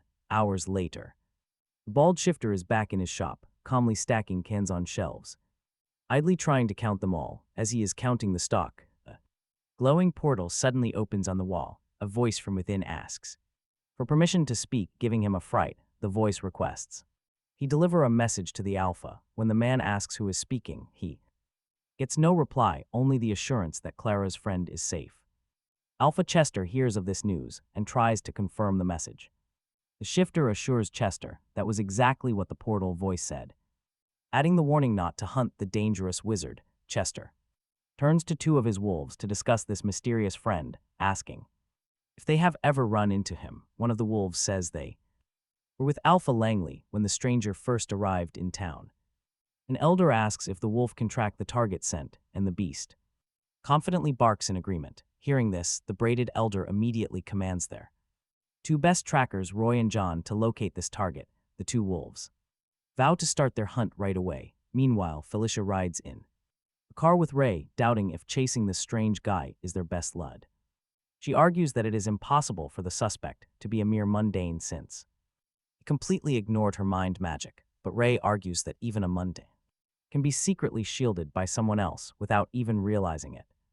Still, Felicia points out that Chase is easily their most suspicious suspect, especially since he lives right near the house of one of those mundanes recently kidnapped by vampires. She theorizes that maybe the bloodsuckers targeted Chase first, but got intercepted by his secret protector. Instead, Ray looks pretty annoyed, admitting they have zero other options to pursue. Soon, both agents arrive back at the house of a man named Hall, knocking hard and calling out for him. Once Felicia realizes nobody is home, her partner takes initiative. Ray unleashes a swirling burst of green magic from his hand, sending it sweeping through the entire property. Surprisingly, the place is totally abandoned. Ray mutters that it feels way too clean, almost like nobody had ever resided here. As his green radar sweeps every single corner of the building, it confirms that the backyard is just as barren, but then Ray spots something odd. His magic detects a tiny circular item tucked away under some furniture, pulling it straight to his boots as Felicia watches with curiosity. He picks up the object and she immediately asks what it is. Ray explains that he is not quite certain, but it seems like an enchantment device. Still, because it was cast on ordinary scrap metal, the magical trace is barely there. Felicia concludes that if Chase is not a wizard, he at least knows one. Ray is convinced that whoever lived here is long gone. Felicia decides they need to track down and search the mysterious man's vehicle. As she studies the metallic disc with deep interest, Ray suggests they take these strange clues and see what Alpha Langley thinks about them. Say about these new developments. Meanwhile, birds sing in a quiet parking lot. It is there that Callum slowly opens his eyes, finally waking up. He realizes he has slept through the entire morning, a rare luxury lately. All this constant running and tension has clearly taken a toll on him. But he cannot afford to relax, as the agents could close in at any moment. He really hopes that bald shapeshifter did not lie about the hidden bookstore, since he desperately needs info to stay ahead. Glancing across the road, his eyes lock onto a very old, weathered building. As Callum walks over, he reasons that ancient, powerful mages probably do not care about looking modern. Stepping inside, the scent of ancient dust hits him immediately, while the front room looks like a regular bookstore. Callum picks up a subtle, hidden magical signature humming in the air. He wonders if there is a concealed room somewhere. Then his gaze lands on an old man reading a tome that glows with pale yellow magic. Callum approaches the old wizard to ask how things are going, but the man looks pretty annoyed and simply grunts in irritation. Realizing the man is not a talker, Callum starts browsing. Annoyance hits him when he sees only cheap, trashy novels with incredibly tacky covers. Wizards aren't so different. Soon, his irritation turns to shock. He realizes one of those trashy romance books costs a whopping 200 rays, but then he spots a dusty gray book with weird symbols titled Arcane Defenses. It is a dissertation on shields. Callum decides it is worth the price. He flips through pages covered in diagrams and mystic symbols. The grumpy shopkeeper finally speaks up. Buy it if you want to read. Since this is no library, Callum finds it highly amusing that the old guy only decided to open his mouth now. He asks if they have any good books recommended for a beginner just starting their magical studies. Hearing this, the old shopkeeper scoffs. Callum is far too old to be a beginner. Callum quickly explains the books are not for him, claiming he is a teacher. In response, the grumpy wizard snaps his fingers, unleashing a burst of raw energy while still clutching his book. 3 volumes suddenly float right above his head. Callum recognizes this magic as levitation, a version far superior to his own weak attempts, and the old man makes it look effortless. His focus immediately shifts to the titles, the Encyclopedia of Magical Houses of Mosey, in the first edition of Portal Worlds. As Callum takes the books, the grumpy wizard warns him that is everything in stock. The old man asks if he needs anything else, and Callum says he will take all 4. The bill comes to just over 1,000 race. He hands over some cash. The shopkeeper starts ringing him up, but suddenly stops and goes back to reading his novel. Callum is completely baffled. The grumpy wizard asks again if he needs anything else. Callum says no, but he is pretty annoyed that the old guy decided to keep all of his change. No customer service here. 6 hours later, a wolf-like creature is sniffing around the exact same spot. His companion asks if he found anything, but the wolf says he cannot smell any trace of magic. The other tracker agrees. Despite the lack of magic, they know tracking their target is possible. Masking a scent is incredibly hard, even if the smell is faint. It proves he was definitely here. One tracker wonders if they should ask the clerk inside if they saw anyone matching the description, but his partner warns against it, reminding him they must remain completely hidden. If the alpha sent only the two of them, he wants no drama. Later that night, their quiet hunt brings them directly to a parking lot. The place is covered in a strange purple residue. One tracker figures out the target parked here, likely driving a heavy pickup truck. He suggests calling in a favor from some normal human contacts to check the security camera footage, but his partner thinks they need to get Lucy's opinion first. Elsewhere, a mysterious girl is sucking on a lollipop in mouth. She sits in a room packed with advanced tech, and it seems hacking is her specialty. Meanwhile, Callum arrives at his next stop. He is in his red pickup truck, reflecting on his recent purchase. Honestly, the books were mostly a complete waste of time, though he did find one or two useful details. From his reading, he learned that ceramic plate from the vampire nest was likely a wizard focus. It is an item used to simplify casting complex spells. Unfortunately, he could not find any guides on how to make or buy one. Still, Callum refuses to quit. Surely there is a book somewhere containing the exact answers. He decides to search for another bookstore because he is determined to learn. Then his mind drifts back to that rude old man who made him so angry with those terrible manners. A few days later, Callum is walking down a sunny commercial street, reflecting. He has faced so much lately: vampires, shapeshifters, and even other wizards. He also found a fae shop that sold crystals and herbs, though that stuff did not interest him. What did worry him was the complete lack of other dragon children, making him wonder if Sheha belongs to some extremely rare species. Hopefully the man made it out of that mess alive, but life has been moving way too fast to look into it. Besides, he knows he will not find answers in the news, since the media would never cover a fire caused by a dragon. Suddenly, he stops right in front of a very promising bookstore. It feels promising. Callum opens the door casually, but is instantly hit by a dense blue energy radiating through the entire shop. He is taken back. Honestly, finding this much raw magic out in the open is wild. This magic seems to be pulsing from a young woman browsing the shelves. Callum stares at the girl, who is surrounded by a vibrant blue aura, and wonders who she could possibly be. She looks like a normal student, but then he senses two other distinct magical signatures inside the shop. An elderly couple sitting nearby are also wizards. Callum tries to stay calm, reminding himself that nobody here knows he is a rebel. Just then, the elderly woman notices him and looks right in his direction. Cue the instant panic. Why on earth is she staring? Fortunately, his worry fades when she simply smiles and gives him a small wave. Relieved, he smiles back, realizing she is just being friendly. He shifts his focus to the magical section, which looks way better than the previous bookstore. However, he recognizes several of these titles, meaning his options might still be pretty limited. His thoughts are cut off when he overhears the powerful girl whispering to herself while reading. A moment later, she chuckles, murmuring that she barely understands the book in her hands, the Arcane Defenses. Callum cannot help but chime in, saying he has no idea who the target audience is, but half those words seem completely made up. The girl laughs, admitting she thought she was the only one struggling, having spent the whole day trying to crack the tough book. Callum sympathizes, explaining that he would love to help, but he has wasted way too much time hunting down beginner books. Wizards, only to realize none are around. Hearing this, she asks if he currently has an apprentice. Callum says it is more or less like that and asks if she is one too. The young woman explains her situation.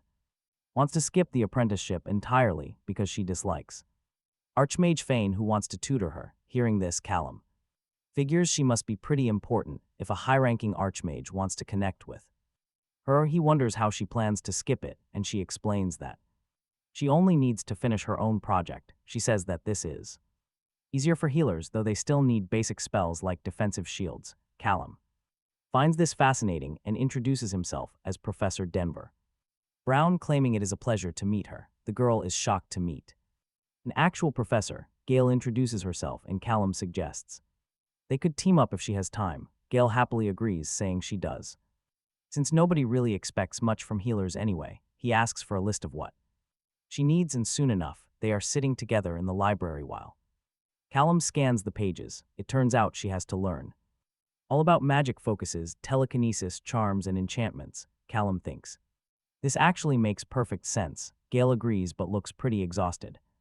Suggests adding some basic offensive spells to her routine. He explains that healers ought to be capable of throwing some powerful counterattacks. She is confused, pointing out that her magic is only meant for healing, not hurting, but Callum disagrees. Explains that everything depends on application, then asks if she ever attended medical school. Gale explains she had a traditional magical upbringing instead of a normal civilian one, so college was never an option. Her parents sent her to the absolute best academy, which is a bit old school, but it is where all the most elite families send their kids, and just like that, our guy realizes he is talking to a total Nepo baby. He drops the attack topic. Asks her to look into cloud-based attacks and neurochemistry in her spare time. Callum admits he doesn't know much about healing magic, but he figures that if she focuses on only one element and amplifies it, it will completely affect the entire magical balance. Gale finds this concept incredibly interesting and thinks it would be extremely useful, which makes Callum quite happy to have provided some helpful insight. Seeing that it is getting late, he closes the book and suggests they wrap things up. Gale gently places her hand over his. Asks if they can meet up next Friday, saying he was a massive help. Callum gets a little flustered but promises to see what he can do. The very next day, Callum drives his pickup truck, thinking about how lucky he is to have befriended a young mage. Now he can easily study different magic systems under the perfect excuse of tutoring her. Honestly, he admits he would probably help her anyway, since she is genuinely a sweet girl. Reflecting on it, he decides he should probably hit up another shop to find the remaining items she will need. Soon our protagonist is standing by a counter holding a few fresh books. A clerk with a highly unusual magical aura greets him, politely asking if he is only buying those two. Callum instantly senses she might be some kind of shapeshifter, but simply nods yes, adding that they are just basic introductory reading for his student. She bags his items, then she asks if he got everything. Her gaze is pure suspicion. Callum freezes in absolute shock. He quickly nods. She mentions having more shelves in the back. She invites him to browse, but Callum simply chuckles it off. He claims he is late for an appointment. She smiles warmly. Nodding warmly, she says she understands completely and wishes him well. Once outside, the wizard suspects that woman knows way too much. He needs to disappear, fast. He regrets lingering here at all. Wasting his precious time in this shop was a massive, dangerous mistake. Helping Clara could cost him everything. He absolutely must move quickly. Suddenly, he spots a small, folded slip of paper tucked deep inside one of his books. Curious, he reaches out and slides the handwritten note free.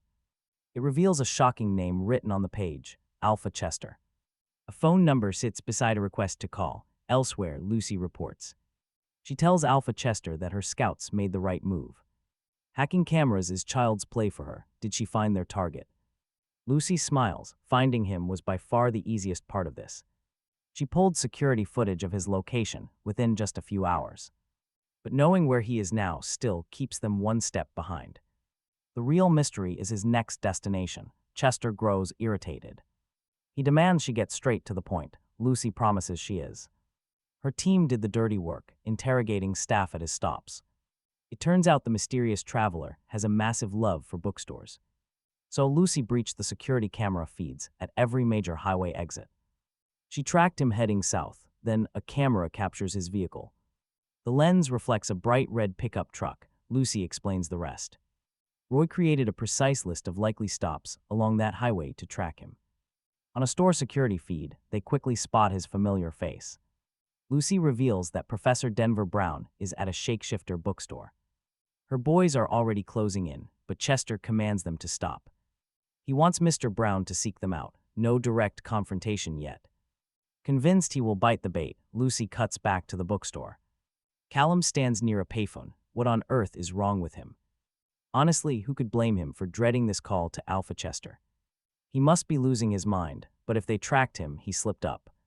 His cover is blown, dials the number. It is his only option. He needs real answers to plan his next move. The phone starts ringing. The Alpha picks up, thanking Mr. Brown for reaching out so quickly. Then he drops a bombshell, asking if he should say Mr. Hall instead. Callum grows highly irritated. What does the werewolf leader want with him? To show gratitude for saving Clara, Chester calls, but there is more. With vampires seizing other territories, Callum snaps that he is no mercenary. The Alpha retorts that Callum has absolutely no clue what he really is. Recognizing a highly valuable asset, the Alpha makes an incredibly tempting offer. He will erase Callum from all GRE records in exchange for his aid. Callum responds. To Callum, cash wasn't an issue, but solid intel was priceless. Particularly on hidden wizard factions, Chester immediately agreed, calling it a done deal since he knew a specialized mage hunter and could easily get them talking. With their deal set, Callum wanted details. Chester laid it out: 4 different shifter settlements were currently under siege by vampires looking to crush their local influence. The wizard froze, stunned by the sheer scale of the conflict. 4 whole cities. He surely wasn't ready to handle a massive bloodbath like that. Besides, there was absolutely no guarantee his old combat tricks would work again. He survived the first encounter on pure luck, and those GRA agents had nearly locked him up forever, so he asked if they were on a tight clock, which Chester took as a yes, but Callum cut in to clarify things. He would meet their expert, but first, he needed to know one thing. How did they track him down? Chester admitted he deployed scouts days ago to lock onto his scent, though they still would have lost him if Callum hadn't stopped at literally every single bookstore on his path. Annoyed at his own predictable habits, he learned they left a package hidden inside a trash bin right down the street, fully packed with vital vampire intel. The wizard promised to make a decision soon and contact Chester right away. The Alpha agreed. Shortly after, our rogue mage was sitting alone, parked in his truck and staring at a package that felt like an entire encyclopedia. Clearly, Chester was a man who knew absolutely everything. Still, Callum had to cover over 1,000 kilometers to reach the targets, and a standard road trip just wasn't fast enough. Then, a wild idea struck him. Teleportation worked, sure, but his current limit was a measly 15 meters at best. On the flip side, his gravity-based telekinesis had absolutely no speed limit. He had never actually attempted flight before, but if his magical theory held up, it should theoretically work. Suddenly, his entire body flared with brilliant purple light. Gently lifting his feet off the gravel, excitement surged as he realized he was actually floating, right before losing total control and letting out a yelp. Turns out flying is insanely hard. Suddenly, Callum launched forward like a rocket, slamming violently into a thick tree trunk and tumbling into the dirt. Groaning in pain, he knew gravity flight was viable, but not yet. Right now, he desperately needed a physical anchor to stabilize his wild flight. And that is when a brilliant solution clicked. Meanwhile, the GRA agents, Ray and Felicia, pulled up, using their tracking magic to search the area. Felicia asked for updates, and Ray pointed ahead, telling her to investigate. Trudging through the weeds, her partner smiled, a truly perfect hiding spot. And right down there in the ravine, they spotted Callum's abandoned car. Felicia yanked the door open, nothing inside, completely cleaned out. Ray observed that it was a recent dump. What did that mean? He smiled, wearing a dark, dangerous grin. They were closing in fast.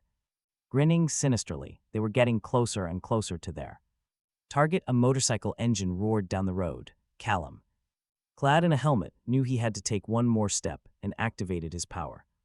Power wrapped completely around the vehicle. Instantly, the motorcycle shot forward, moving way faster, making the wizard celebrate his first win. Using gravity telekinesis on the bike, he could fly through shapeshifter cities with insane speed. Now that his travel issues were sorted out, Callum decided to scout one of the nests to see his targets firsthand. He parked his motorcycle near a patch of trees, identifying the location, even though Chester had handed him contact info for all local alphas. Callum figured it was much safer to avoid them entirely for now. He activated his perception, believing he just needed to locate the nest and find where they slept.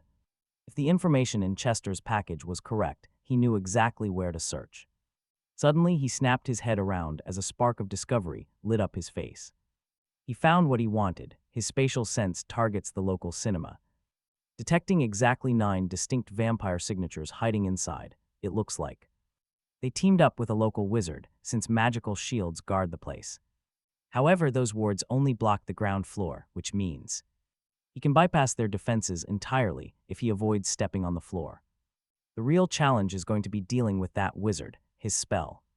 Looks highly complex. Callum wants a shield like that, but they are incompatible with his vacuum enchantment. Realizing this job brings way too much trouble, he actually considers declining Alpha Chester's dangerous offer. Suddenly, a man with a red aura catches his eye. His eyes widen as a 10th vampire suddenly flashes onto the scene, moving so unbelievably fast that Callum figures he arrived like a speeding bullet. Since he did not even sense him coming, since the attack on Wynette was a sneak attack, Callum had never seen their true speed. Honestly, it terrifies him a little. Then, he notices one of the vampires dragging some heavy object, making him wonder what it is. Horror strikes him as he realizes they are dragging a badly beaten child. A massive wave of fury washes over him. These creatures are pure evil. And the wizard helping them is just as bad. Callum knows he cannot let this stand. He instantly fires off a message, confirming he is taking the job, weaving his motorcycle through heavy traffic. Riding off, he realizes this mission needs a totally different approach. It has to be fast and flawless, leaving absolutely zero clues that could point the agents back to him. While mapping out his plan, his thoughts are suddenly interrupted by his phone vibrating.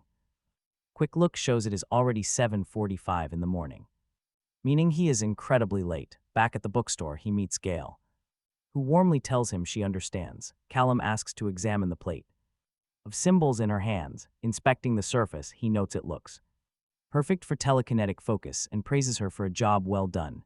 Gail thanks him for bringing so much spare metal, explaining she went through a dozen ruined plates just to get the carvings right. Callum suggests they test the brand new focus out. Gail grips the plate with absolute determination. Gail is ready. Blue energy starts flowing right from her hands, soon enveloping the entire plate. Gail asks if it is actually working, and Callum urges her to keep pushing. Her raw power surges even more, spreading to a nearby book on the table and making it start levitating. Thrilled by their success, the two celebrate. Gail jumps up from her chair to hug Callum, thanking her new teacher. He feels a bit embarrassed and tells her not to thank him yet. This is only step one. There is still so much work ahead, but she complains, telling him not to ruin the moment. Deciding this is a good stopping point for today, Callum asks if they will meet next week. She smiles and confirms her attendance. Later, riding his motorcycle, Callum thinks about his limited time. He needs more materials, but he already has a solid plan. The vampire nest is going down as the traffic light turns green. He considers what happens if everything goes perfectly. By this time tomorrow, those vampires won't even know what hit them. Callum wants no repeats of that motel incident, no weapons this time. Instead, he has something just as lethal as bullets. He plans to use thermite, a deadly mix of metal oxide and aluminum. Typically used for welding railway tracks, this extreme substance can burn at up to 20,000 degrees Celsius, twice as hot as lava and easily enough to melt a vampire's face. Making this stuff is simple, using everyday items found at home, like rust scraped off an old pipe and some aluminum foil crushed into a fine powder. After mixing the ingredients in a precise ratio, he just needs to stuff everything inside an empty soda can. Just like that, he has built a homemade grenade. An hour later, Callum has already prepped several cans. He plans to hide his materials in different spots to avoid wasting time running around during the attack. Wiping sweat from his forehead, the wizard realizes he just needs to find some kind of heavy weight. He looks back and spots a massive rock, which works perfectly. Now check this out. In a cinema, two vampires are watching a terrible, non-romantic vampire movie. One asks if they still have any of the kids' ketchup left, but the other replies they took everything. The vampire with the hair bun asks whose turn it is to hunt, just as the other bloodsucker is about to answer. A tiny portal opens and a soda can drops through. Instantly, a massive explosion rips through the room, turning the vampires into burnt skewers. The fire alarm immediately blares as water begins dripping from the ceiling sprinklers. Elsewhere in the theater, other vampires wonder what on earth is happening. The one with spiky hair tries to spot the fire, But another portal opens right above his head. His partner tries to warn him, but it is too late. The can is already falling. Another blast erupts, turning those two into fried mosquitoes as well, from a safe distance. Callum sees that his plan is working perfectly. He activates his power. Knowing he must keep the pressure on, suddenly Callum's dark purple energy flares, opening multiple portals beneath his hidden cans. He won't give these monsters a single second to react, and with sheer determination, Callum watched as more explosions rocked the cinema. As the chaos unfolded, one of the bloodsuckers wondered who could possibly be behind this sudden attack. Meanwhile, inside the broadcast room, the Earth Wizard was totally engrossed in his movie, finding the story incredible. His rare moment of fun was cut short when alarms blared and thick smoke started pouring into the room. The bald wizard quickly realized they were under attack. Staring at the flames, he wondered why his defensive shields had failed him. Just then, Callum sensed that the Earth Wizard had finally started to move, meaning it was finally time to unleash his second strike.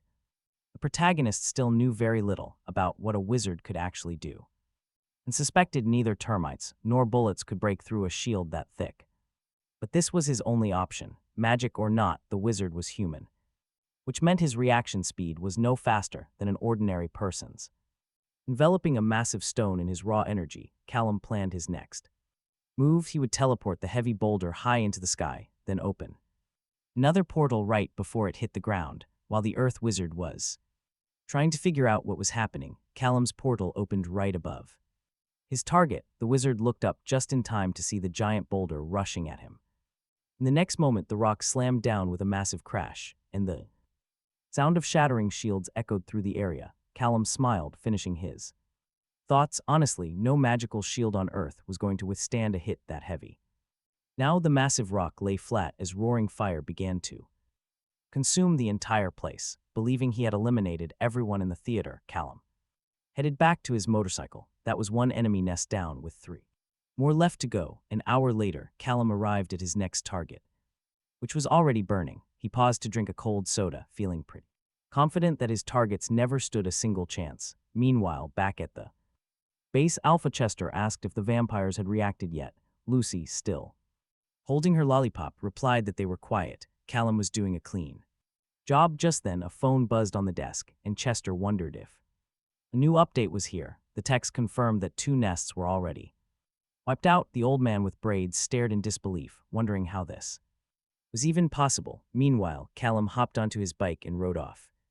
Approaching the third target, he wondered how many vampires he would face. He counted 12 of them, guarded by a wizard with insanely strong shields. But then he picked up something completely unexpected in there. The protagonist sensed the distinct presence of 2 other figures, and he had a strong feeling they were not supernatural beings. In fact, they were human prisoners. How could he possibly rescue them now without exposing his true identity and completely ruining his mission? Callum paced back and forth, thinking hard. Saving them could compromise his cover, but leaving innocent people behind was out of the question. If he did save them, he needed a spot where the shapeshifters could grab them quickly. Using his spatial sense, Callum found a nearby fast food restaurant just a few blocks away, making it the perfect spot to drop them off. With the couple taken care of, he starts mapping out his next moves. He has to wipe out this nest fast, so he hunts for their weak spots. He spots where the vampires are packed together in the highest numbers. He also finds where they keep all the highly flammable stuff. With a solid plan ready, he prepares metal cans packed with thermite. 6 of these homemade bombs should do the trick nicely. Now it is time for some spatial magic. The cans begin to shake. His mana wraps around them, dropping them right into their targets. They hit the floor and trigger a massive, fiery chain reaction. Deep in the dungeons, the male prisoner asks if she heard that. She listens closely, but he already realizes it is a fire alarm. That means the whole place is burning. Suddenly, smoke pours in. Thick black smoke rolls down the stairs. They have to escape right now. The young guy frantically yanks on the heavy iron bars. He yells that he cannot break them, but right behind him, space tears open. A glowing portal appears. Callum steps through wearing a black mask. He asks if they are all right, but the terrified prisoners demand answers. They want to know who he is. Callum just tells them to look away. Close your eyes, he says. Instantly, he shatters their heavy chains.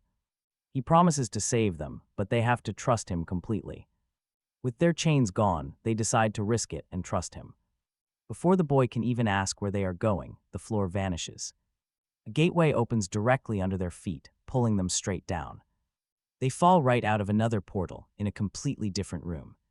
They land hard on the floor. Callum quickly apologizes for the rough drop. He tells them they are in a restroom and rescue is on the way. But the girl shouts after him, pointing out they do not even know his name. Callum starts to summon another portal, preparing to make his exit. He simply tells them he is nobody and they should forget his voice. She begs him to at least tell them how long to wait. But Callum shakes his head, saying he cannot share anything else. He wishes them good luck and vanishes into thin air. Back in safety, Callum feels a pang of guilt for leaving them. Their panicked faces remind him of when his own powers first awakened. For now, he can only trust Alpha Chester to protect them. He makes a quiet promise to check on them once his mission is over. Just as he finishes that thought, a message from the Alpha arrives. The text tells him to cancel the fourth attack. The vampires surrendered. Hearing this, a heavy wave of relief washes over the exhausted wizard. He ran countless simulations to make sure this would go perfectly. But burning through so much energy has left him utterly drained. One more battle, and his magic precision would have completely crumbled. Yet the grueling effort is worth it for his deal with Chester. More importantly, 2 innocent lives were saved from a dark fate. Meanwhile, moments earlier, the Alpha sat in a quiet room with Lucy. He wondered how a young wizard could pull off such insane feats. The suspicious guy figured Callum had access to GIA teleportation tech. Or maybe, just maybe, his magic was connected to the phase itself. Phase magic was totally different from his, remaining a massive mystery. Chester turned his attention to Lucy, asking if she had any ideas. Lucy explained Callum was incredibly careful with how he used his phone. She had tried to track him but found nothing, apologizing to her boss. The Alpha wondered what he could achieve with that speed. Crazy, right? But the gray-haired man highly doubted the wizard would ever share his secrets. Still, Chester thought they could offer him something truly valuable. Something way better than just a few quick training sessions with Jasper. Lucy pointed out that Callum did not seem to have any tech-savvy allies. So maybe he would accept help from a skilled tech girl. Chester asked if she was volunteering, not wanting to push her further, especially considering how dangerous her current situation with the Gyri was. But Lucy insisted he could count on her to get the job done. Guilds were an option, but they rarely paid attention to non-wizards anyway. Right on cue, a cell phone began to vibrate on the table. The Alpha answered, and on the other end was a vampire. He warned them to stop the attacks immediately, but Chester stayed calm. Chester greeted his old friend Anton, who was absolutely furious. The vampire complained that raiding their nests violated the treaty, warning the Gyri would react. But the werewolf casually claimed he had absolutely no idea what Anton meant. None of his shapeshifters had gone anywhere near those vampire nests. So Anton announced he was backing off and leaving Chester's territory. Just to make the attacks stop, Chester was pretty pleased to hear that.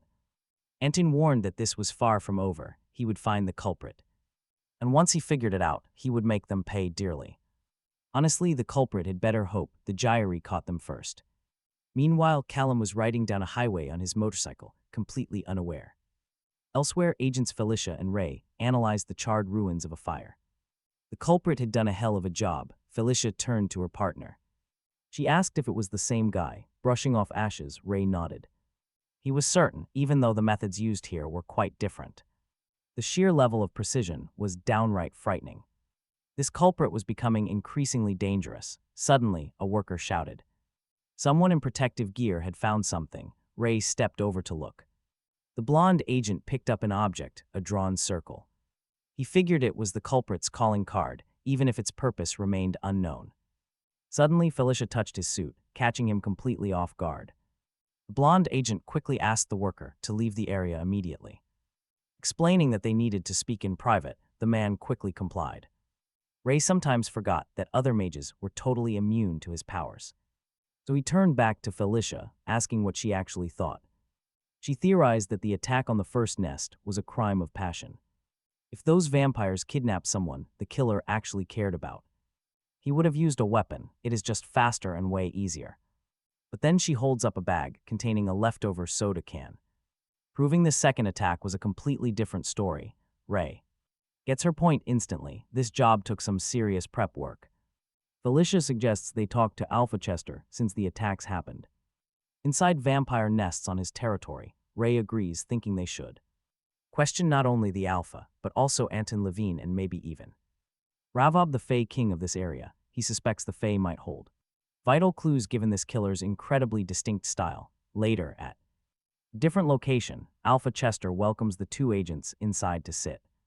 Ray thanks him, noting that the Alpha likely already knows why they are visiting. The wolf nods, confirming it is about that terrible incident with Levine's vampires. Chester admits they have had some friction, but insists it has nothing to do with the raid, promising any disputes with Levine will follow standard agency guidelines. Ray starts getting suspicious.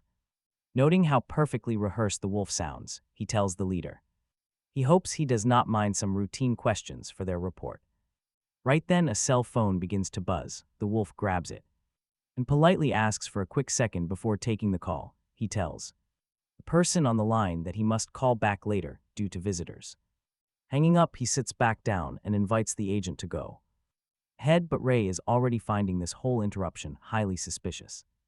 Meanwhile, Callum is annoyed the Alpha hung up. An hour later, our protagonist hides some stolen loot inside a gym locker, noting that it is Number 4. He has scattered his take from the nests in several spots, but his teleportation magic makes retrieving them a total breeze. That way, if he gets caught outside, he's not carrying any incriminating evidence. Suddenly, his phone buzzes, and the young mage mutters that it is about time. On the line, Chester explains he was busy because the federal agents just arrived, and they were definitely not thrilled with the bloody mess Callum left behind. The mage asks how the wolf liked his work, and Chester calls it exemplary. Our hero confirms this means he was not reported to the agency, and Chester promises he kept his mouth shut, but he warns him that those agents were annoyed by his quiet act, though they still have absolutely no clues. Still, the Alpha warns that if Callum gets exposed, he will not protect him, which the young mage already expected anyway. As for his payment, the wolf needs to introduce him to two useful contacts, which gets Lucy pretty excited. One is the magical expert Chester brought up before, who goes by the name of Harry. The other is a tech genius who goes by the hacker named Trocadinho. Our main character chuckles at the name, asking if this Trocadinho is the hacker keeping their phone line completely secure. Right then, Lucy grabs the phone, proudly revealing that she is actually Trocadinho, and adds that she is a huge fan of his destructive style and has some advice she would help handle the tech. The wizard knew she was right, but reminded her that she already worked for Chester. Lucy explained that although she did some gigs for the Alpha, Chester was not her actual boss. Still unsure if he could fully trust her, Callum admitted she would be a massive help, asking her to drop her number in a text so he could think it over. Lucy made a face at the old Alpha, asking if he was jealous, but Chester paid little attention to the joke. Suddenly, another guy snatched the phone right out of her hand, telling her to stop flirting. The newcomer, Jasper, then questioned if Callum actually wanted to learn about wizards. Jasper mentioned that he had jumped the gun a bit and already scanned some ancient grimoires. He added that Lucy would send the files over along with her contact info. The young wizard said that would be great, thanking the tech specialist. After Jasper handed the phone back to Alpha Chester, the werewolf said he had to mention a crucial detail before hanging up. He warned Callum that Anton Levine, the master of Minneapolis, is a highly vengeful vampire, making it vital that Callum never got caught. Chester stressed that this man was easily the most dangerous vampire he knew, absolutely terrifying. Later, Callum was studying Chester's wizard grimoires, marveling at how incredible they actually were. Every single page was handwritten, filled with personal research that made them completely unlike anything you could buy in a normal bookstore. But unfortunately, it seemed that spatial magic remained a total mystery, with almost zero useful information available. Noticing the sky getting dark, Callum decided to call Lucy. Meanwhile, she was busy typing on her massive setup when a call from Mr. Brown popped up on her screen. She was shocked he was calling so soon. Wearing a casual band shirt, she grabbed her phone, thinking that this Guy must really like her. She asked if he was accepting her offer an hour. Hiro said he had a job for her, but needed to know the cost first.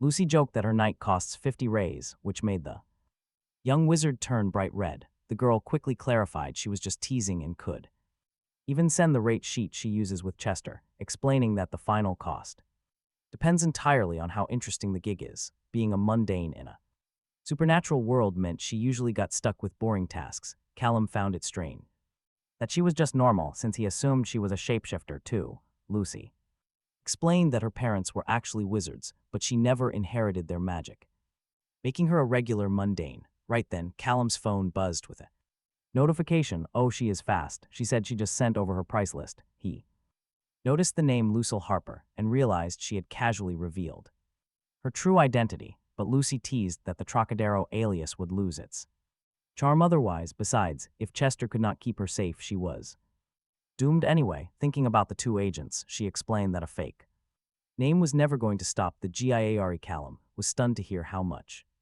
Lucy trusted the werewolf Alpha, having no idea Chester possessed that much influence, since he needed her tech skills so often. Hearing this, Lucy just laughed and promised not to tell the big bad wolf what Callum said. She explained that practically supernatural royalty who could slaughter 12 people and only get a pat on the he would never retaliate unless his targets were either an archmage or a master vampire.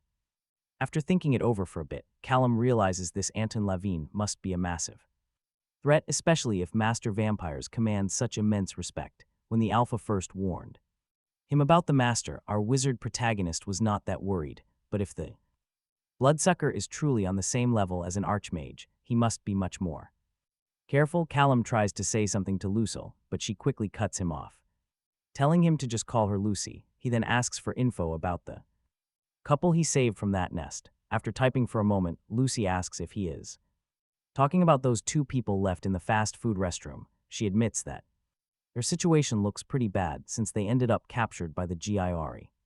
Hearing this, Callum gets angry, realizing he should never have left that responsibility to anyone else. Lucy promises she will dig up more info, immediately asking what her payment will be. The wizard tells her he can leave some gold in a secret location as an advance, asking if 2 kilograms is enough. Trocadinho becomes overjoyed, exclaiming that Callum just bought her the best night of her entire life. Hearing that, Callum blushes again, thinking that this girl is seriously bizarre. Honestly, can you blame him? The next day, back in the same bookstore, Gale is using her power impressively. Callum tells her to keep going, telling her how amazing it is. Gale looks totally fascinated by the bluish energy on the plate. She is levitating. The light is so incredibly bright that the nice lady who owns the shop has to close her eyes. Gale then tries to get the attention of the two nerds, but they are far too busy with their studies to notice.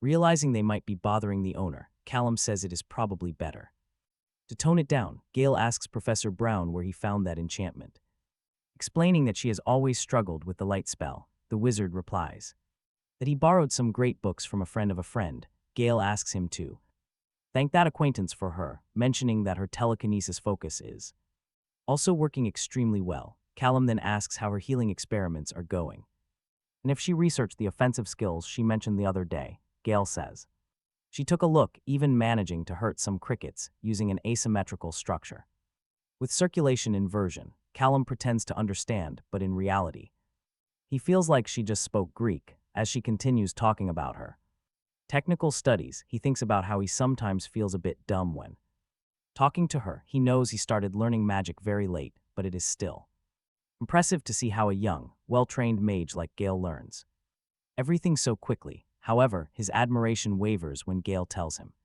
how one of the crickets touched her finger and she shrieked in terror. This makes Callum wonder if she might not be so amazing after all. Meanwhile, in another dark, mysterious place, an important meeting has just begun. Chester is irritated that they scheduled this meeting at night, specifically for one person who is still late. A gray-haired, bearded man assures him that the guy will arrive shortly. The Alpha grunts that he had better show up soon. Just then, a person in red shoes approaches, and a pale hand grips the golden doorknob. The wolf mutters that this meeting was his idea anyway. The newcomer is Anton Lavigne, the master of the vampires of Minneapolis. Alpha Chester, the leader. Chester, leader of the Midwest shapeshifters, dryly mocks the latecomer who finally decided to show up. Suddenly, the vampire's vision turns completely red. Anton storms over. He warns the mutt to watch his mouth. A sharp hiss escapes him, but Chester only responds with a deep growl. Just then a hand slams hard onto the table, shutting them down. They are ordered to end this little show by King Rabbit, ruler of the Midwest Fae, who demands they start the meeting. The alpha quickly backs off, sitting right back down, and the vampire master sits down too.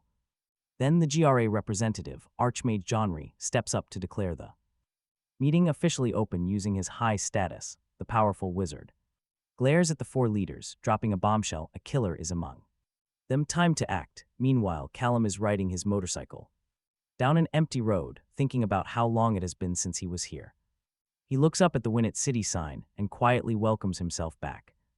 His old house still looks decent, to his relief. The GRA did not destroy everything during their intensive search. Callum wonders if he should thank the Langleys. Maybe they kept the investigators away, anticipating his return.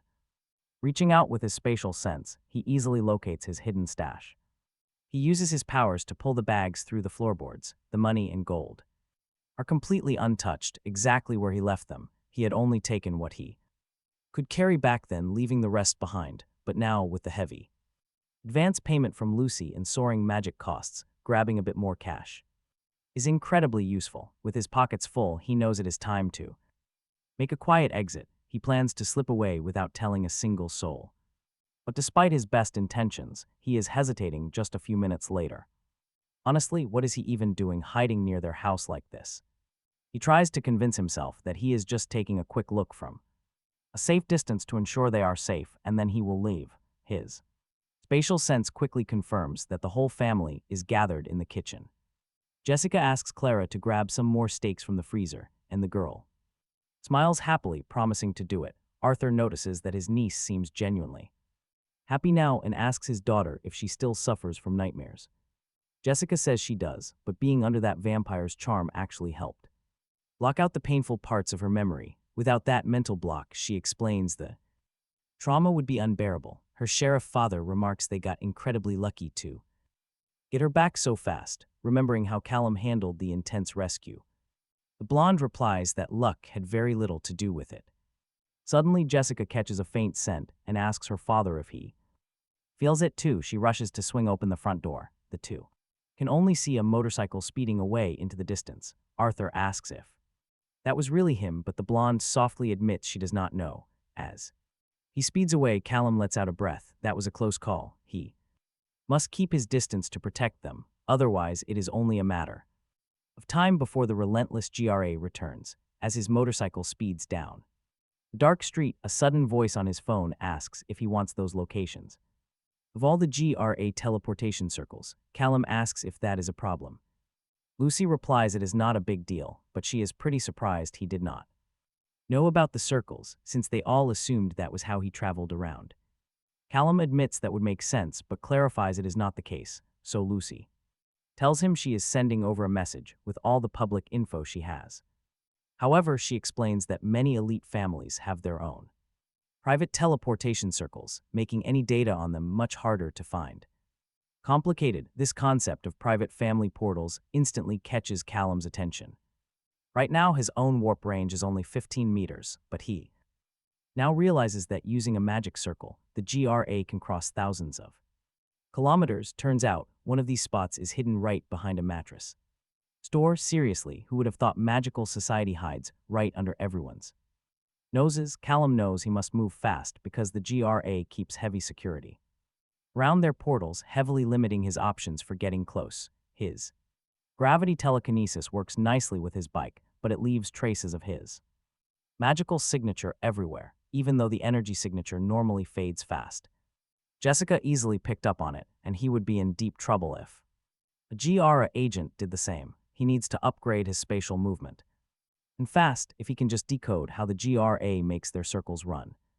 He will be impossible to catch. Reaching out with his spatial sense, Callum can see the teleportation circle glowing, but things look pretty tough if he cannot get any closer. He worries the finer details are too complex to analyze from this far away. He spots a strange geometric shape floating in the air, encircled by rings. Normally, this level of magic only requires engraving symbols onto a flat plate, but this setup demands a full physical build, deciding. There is no point in waiting. Callum opens a portal and gets to work. Meanwhile, during a high-stakes meeting, Chester questions if the others genuinely believe some random killer caused the recent attacks. Anton nods, suggesting it was a hitman hired by the shapeshifters. The Alpha slams his fist down, warning them he will not tolerate these baseless accusations. In response, the Vampire Lord asks if that is a threat, then tells Archmage Genry to silence the Logos. Claiming they contribute absolutely nothing here, Ravib steps in, calling this exchange a childish tantrum instead of a meeting. He hopes the vampire does not start blaming the Fae like he is blaming the shapeshifters. The annoyed vampire merely hisses back. Genry finally steps in, stating that while the nest attacks are under investigation, the shapeshifters are officially cleared of suspicion. He warns them all that this gathering is not the place to fuel petty rivalries. Genry continues, reminding them they are here to discuss a highly dangerous killer. He points out that although the only victims so far are vampires, there is no promise it stays that way. The GRA views this threat as a danger to all. Anton then remarks that if the shapeshifters are actually innocent, then the old man must have another lead. Genry replies, it is limited evidence, but it seems accurate enough. This forces Chester to demand what kind of proof he is talking about. Genry reaches into his robes, pulling out a small metal disc. He asks if anyone here recognizes this strange object. Meanwhile, on his bike, Callum has a sudden realization. If Gale's family is really that powerful, she probably relies on a teleportation circle for her weekly classes. No way she is the type to ride the bus. Using the details Lucy sent, he tries to visualize where the bookstore's nearest warp point would be. The answer hits him. It is probably tucked inside a high-end jewelry boutique. The irony is pretty hilarious. That circle looks quite similar to the design he saw before, making him wonder if they all share the exact same layout. Even though Callum built a virtual model with a coding program, he still cannot confirm the details are correct without a closer look, and even if his blueprint is perfect, actually building a physical one is still a mystery. Suddenly, someone approaches. This must be her. Talk about perfect timing. Violet energy begins spiraling around a glowing core. The outer ring starts spinning rapidly. A second later, a figure steps right out of the fresh portal. Gale steps onto the street, still wrapped in lingering magical energy. Callum watches closely. That energy seems to respond directly to her ink. It makes total sense, since a wizard's brand acts as their credentials for using these ancient structures. He wonders if it might even be possible to track a wizard's exact path, tracing where they come and go. No shocker there, considering how invasive the GRA can get. Callum feels a sharp pang of frustration, wishing he could just inspect the hardware directly. Moments later, Gale walks into the bookshop, asking the clerk at the desk if he has seen Professor Brown. No luck. She finds this pretty strange, since the professor is usually waiting for her. Right then, Callum steps out from behind a tall shelf, apologizing for getting completely lost in the pages. Gale sighs, admitting she almost thought he had completely stood her up. Just behind him, the final sparks of his portal vanish. That was way too close. Callum breathes a heavy sigh of relief. He had been so entirely focused on trailing her that he almost forgot they had scheduled a lesson together. He asks what is on the agenda today, and she tells him she needs to master movement magic. Callum immediately knows this is going to be tough. Healing magic principles simply do not apply to kinetic movement. Gale agrees, wishing she had gone for elemental magic instead. At least half the grind would have been a breeze. Her complaints bring Callum back to his early days of pulling his hair out over spells. He remembers how utterly useless his first space arrays were, and he cannot forget the look of sheer shock on other mages' faces when he mixed in fire magic. His daydreaming cuts short as Gale suddenly asks if he knows anything about kinetic arts, considering he is a gravity expert. Callum knew this question was inevitable, but a wave of panic still hits him. Sure, he understands basic gravity-based telekinesis, but he is nowhere near the caliber of a real licensed wizard. When she eagerly begs for a quick demonstration, sheer panic sets in. His entire cover would be blown if he could not perform well. Despite his anxiety, Callum says he can show her a simpler trick, focusing his power He alters the gravity around a nearby chair. Seconds later, it starts to float gently in the air. He plays it off as basic levitation, explaining it is only a tiny fraction of his actual magic. He adds that if he were fully rested, he could show her something truly massive. To his surprise, Gale is absolutely blown away by it. He is so shocked by her reaction that he has to ask if she is actually serious. His apprentice simply nods, asking if he can teach her the spell. Callum says he will try, thinking to himself that he might hide his power much better than he ever expected. 1 hour later, the young man hands her a book, explaining it was the very first guide he read as a beginner. He mentions that the text is pretty complex, but it teaches the core concepts perfectly.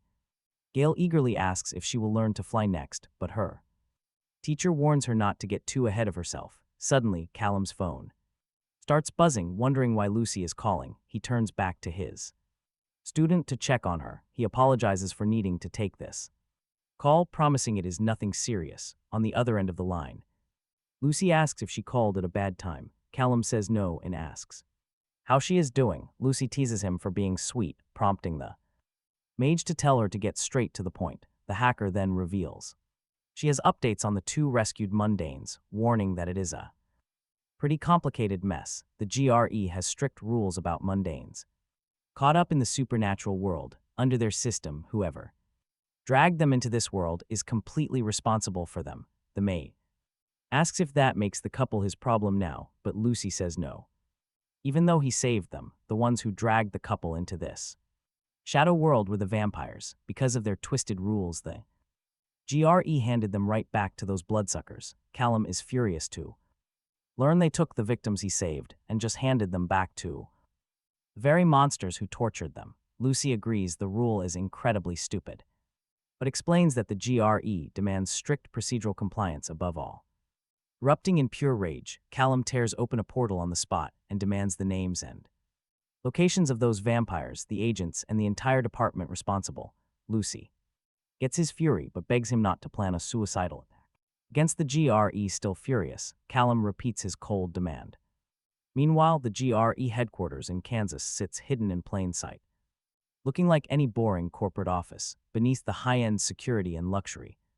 Though a dark system is running, while Callum tries to force his raging mind to plan his next move carefully, he is already on the other side of that portal, standing beside his bike. He demands the names to Lucy again, but she reminds him that she works for the GRE. She warns him this is too dangerous even for her. She gets his anger and is on his side, but striking the guild right now is just throwing his life away. How can he possibly let this go when innocent lives are on the line? It is all his fault. If he had taken them somewhere else and not just protected his own interests, this never would have happened. But now he needs a way out. Lucy tells him to step back. Choose your battles, she warns. No one beats the GRE overnight. Think about it. If he throws his life away now, who will save the others? The skilled hacker admits she truly admires his goals, agreeing that the GRE is an absolute disaster. Still, she begs him not to throw away everything he has fought for over one terrible day. Callum knows she is completely right, but he still needs those names to plan his next move. The more information he gathers now, the better he can prepare for what lies ahead. Lucy finally relents, promising to track down the data while begging him not to do anything stupid. Callum plays her warning back, feeling grateful she managed to stop him. It was a reality check. Backing down for now was his only option. He knew attacking a GRE office was suicide until his magic improved. But he swore that one day he would make them pay for their crimes. The very next day, Callum gets on a call with a specialist named Jasper. Jasper finds his questions strange, asking why he cares so much about young wizards. Callum brushes it off as simple curiosity, wanting to know how delayed magical awakenings actually work. Most kids awaken their powers early, but he wonders if exceptions actually exist. He asks if some people just never manifest magic and why that might happen. The old man shrugs. Jasper admits he is no doctor, but guesses it might happen if there is absolutely no mana around. Even so, Jasper adds that growing up near magic usually sparks something. Just breathing in the magic floating around is usually enough to awaken a child. Honestly, it makes sense. If someone grows up far from wizards, their magic never wakes up. It is a wild theory, but Jasper agrees that it sounds plausible. This piece of the puzzle fits, explaining his own sudden awakening. After all, he never cast a single spell before that brutal attack at the fitness center. That was the first time he felt a real surge, since his parents are completely ordinary. Still, he cannot help but wonder how different his life would be with born mage parents. Imagine growing up surrounded by ancient spells instead of the quiet, mundane world. Jasper suddenly snaps him back to reality, teasingly asking if Callum has a secret kid somewhere. Callum just laughs it off, saying even if he did, he certainly would not tell him. He thanks the man he knows as Fake Harry before finally hanging up. Later on, stuck in bumper-to-bumper traffic, Callum decides to give Lucy a quick call. He is curious about her family, wondering how she ended up as the only non-mage. Lucy flatly confirms it, sounding pretty unenthusiastic as she mentions life at the Harper house. Callum can easily guess how tough that must have been for her. She agrees, explaining that the GRIA basically shoved her into boring IT tasks because of it. They had no idea what to do with a mundane, so they just dumped her there. Callum instantly calls them idiots, which seems to flatter her. Lucy then asks about his family, mentioning that Harry was also pretty curious. This makes Callum suspicious. Did Chester send them both to gather information? The clever hacker admits she cannot really blame them for their curiosity. It is only natural to investigate when a nice, mysterious guy rolls into town acting like a hero. Hearing her call him nice and mysterious makes the young man feel a little bit giddy. Lucy quickly clarifies she meant every word, leaving him with a massive grin. Those were her words, not Chester's. Callum joked his personal life wasn't actually that interesting, but maybe he would share a detail or two eventually. Seizing the opportunity, Lucy suggested they swap stories on their very first date.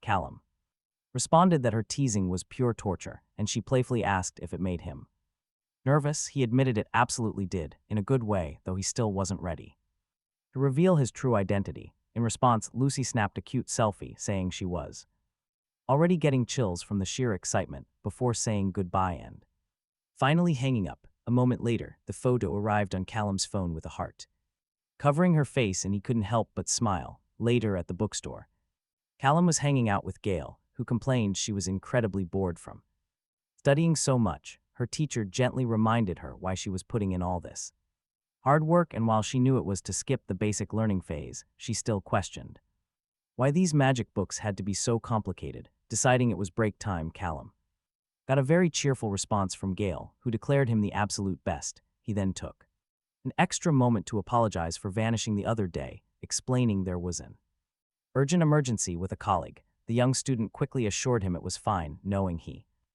already spent so much time helping her, hoping it did not mess with his own work. Callum promised it was never an issue and that he genuinely looked forward to their study sessions. Suddenly, Gail takes Callum's hands into hers and tells him she totally owes him one, adding that if he ever needs a favor, he should feel completely free to ask. The wizard considers her offer and says there is actually one major thing he needs. He explains he has been thinking about better movement options. While the GRA's teleportation circles work well, he wanted something much more portable. In response, Gail tells him her wealthy father possesses a personal leg, though she cannot give it to him. She thinks he could try. Callum wonders what a personal league even is, but he says he would absolutely love to check it out, explaining that his booklending friend has some fascinating theories he wants to research. Gail wonders if those theories are about teleportation, even wondering aloud if his mysterious friend is a space wizard. Confused by this, Callum asks her why she would think that.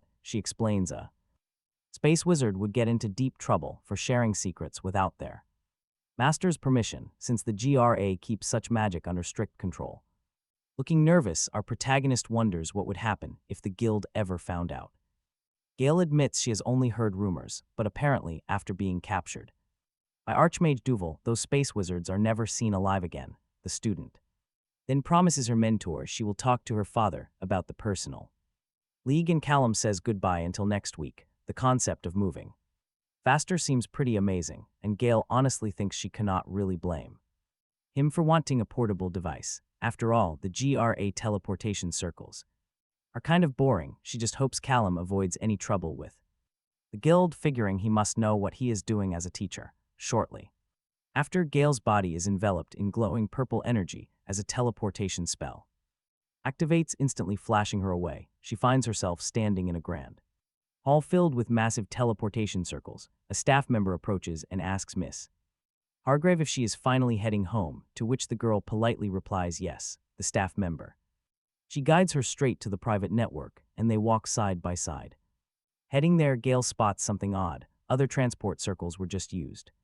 Is everything okay? She asks, having never seen the network so incredibly busy. The young girl honestly has no real idea what is going on. But rumors say something has been terrifying the GRA lately. Everyone is fleeing. Gale whispers that it sounds pretty fascinating. She steps onto her private circle. Instantly, she warps away. Her butler, Jameson, immediately greets her, asking about her studies. It was so boring, Gale sighs, even if her study partner is nice.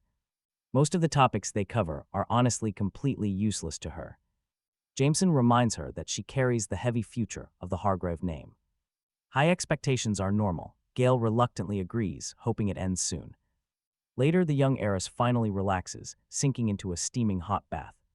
Two quiet maids attend her. Afterward, she stands before her massive closet. She pulls out a bright yellow dress and heads downstairs. Spotting her father sitting at the massive dining table, she smiles warmly. She is glad he finally took a break from his heavy duties. He sighs, someone is causing serious trouble with the vampire hunters. So he dumped that complete disaster onto the archmages instead. Hunters sound absolutely terrifying, Gale admits, feeling a chill run down her spine. He warns her that her grandfather, Archmage Hargrave, is coming for dinner. She needs to prepare. Gale nods, then asks for a quick favor. Intrigued, her father raises an eyebrow, asking what she wants. She asks her father if she can take her rare personal league to her session next week. He quickly points out it is no toy. The device was custom-built by Archmage Duval himself, but Gale quickly promises she will not activate it, not even a single time. She only wants to analyze its powerful enchantment for her research. Doting heavily on his little girl, he simply cannot say no. Gale squeals, she hugs him tightly, offering her endless thanks. Right on cue, a servant announces that dinner is served. Let us eat before your grandfather arrives and ruins the fun. Gale giggles. A week later, she eagerly presents the leg to Callum. She explains she promised to only keep it for a few hours. She hopes that is all right. Callum tells her it is perfect. In fact, he is just incredibly grateful to see it up close. Gale clarifies that it is strictly locked to pulse identification anyway, meaning neither of them can actually turn the thing on right now. Callum stares at the ring. Everything feels tied to those damn tattoos. He notes aloud that it is basically just a customized ring. Paired with an enchanted plate, it looks simple enough on the surface. Yet he imagines the inner magic is actually insanely complex. Stunned, Gale asks how on earth he managed to guess that. Callum smiles, just a lucky hunch, he says, considering who made it. An archmage's personal creation has to require a massive amount of skill. He has to act like a normal mage. Gale can never know the actual truth. His unique spatial sense lets him see the enchantment's hidden layers. He doesn't quite understand the underlying theory, but he has a plan. He is pretty sure he can replicate this high-level magic himself. He gets totally lost in his thoughts until Gale suddenly calls his name. Flustered by his fake alias, Callum quickly apologizes and thanks her. He praises the fascinating object, and she hopes it proves highly useful for his ongoing work. Meanwhile, inside a sketchy tavern, a bartender is talking to two GRA agents. He admits he sees weird things daily. But this is a literal shapeshifter, joint in a rough biker town. It takes something truly insane for anyone to stand out here. Ray nods. He thanks the man. Once they step outside, Felicia immediately grumbles. She is sick of chasing yet another dead end in this investigation. They have gotten absolutely nothing useful from any of their local sources. Not the shapeshifters, the fae, or even the local vampires, she sighs. How does a dangerous killer just vanish from the magical world entirely? Ray points out that their target is clearly an exceptionally talented guy. Mermaid agent remains anxious, knowing the trail grows colder every day. At this incredibly slow pace, they might never actually lay eyes on him again. Ray calmly lights a cigarette, noting that her grim outlook is just one perspective. When she asks him to explain, the blonde agent lays it out. Sure, if the culprit simply stays completely hidden forever, they will never find him. But seasoned criminals almost never manage to lay low for very long. It might not happen tomorrow or even next week, but eventually the killer will strike again. And with every move he makes, the risk of a mistake grows. Felicia chimes in if his first attack was actually a rescue mission. Then this supposedly cold-blooded murderer has a very obvious weak spot. Her partner agrees. The murderer is clearly capable of forming strong bonds. He probably even has a few close allies helping him hide out right now. And if just one of those secret allies decides to speak up, it is game over. Meanwhile, Callum is finally on the verge of a major breakthrough. After several precise runs with a laser cutter, the metal ring shines. This custom alloy is flawless. Now comes the incredibly difficult part. Now he has to channel his unique spatial vision directly into the custom ring. Once the enchantment charges up, it should activate instantly. He steps. Standing by the bathroom sink, Callum holds the ring and watches it slowly glow. He is almost there. Raw power flows from his hands and rises into the air. The magical ring explodes with a blinding surge of raw spatial energy. In a flash, he completely vanishes from the room. Power surges. A second later, Callum materializes right over his own bathtub. He crashes down pretty hard, feeling the pain and noting his landing skills need work. But despite the rough landing, the test is an absolute triumph. The whole process took mere days. It got him thinking deeply. Maybe spatial magic isn't actually as complex as the GRA claims. Or maybe Archmage Duval is just hoarding all the secrets. Potential locked under her rule. If other mages stay ignorant, she could keep her massive influence inside the guild. This made Callum's situation way more complicated. The guild was hunting fugitives, and any rebel mage was seen as a threat, especially one who could expose Archmage Duval as a total fraud. As Callum weighed a potential clash, he realized she might be the absolute biggest threat to the GR right now. Later at the bookstore, Gale celebrates her success, prompting Callum to ask to see her final result. The girl concentrates, hoping it works, and channels her healing magic to light up the symbols on the plate. Callum tells her to hold it steady as her own power completely wraps around her. She mentions that while it is not the strongest shield ever, it should be enough to pass the test, but Callum thinks she actually did an amazing job. Gale lifts her plate, thrilled to have finally checked off the last list item. Callum looks slightly down. This is it, the end of their sessions. In response, Gale suggests she can come back next week to report on her test, adding that she might still need his help if problems pop up. Callum says he would gladly help, but as he speaks, his sleeve lifts and reveals a nasty bruise on his arm. Gale notices instantly and asks if he is all right, catching him off guard. Callum realizes the bruise came from his teleportation accident. How did he not even notice it sooner?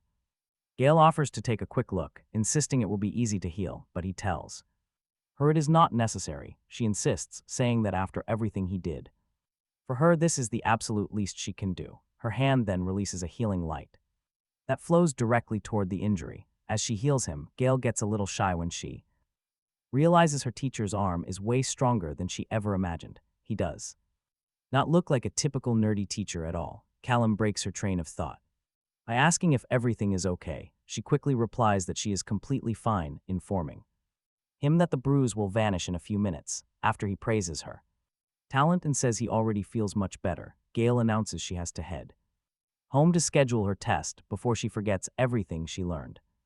But wait, Callum suddenly grabs her hand. He begs her to stay. He tells Gale never to let others drag her down, swearing that he truly believes in her.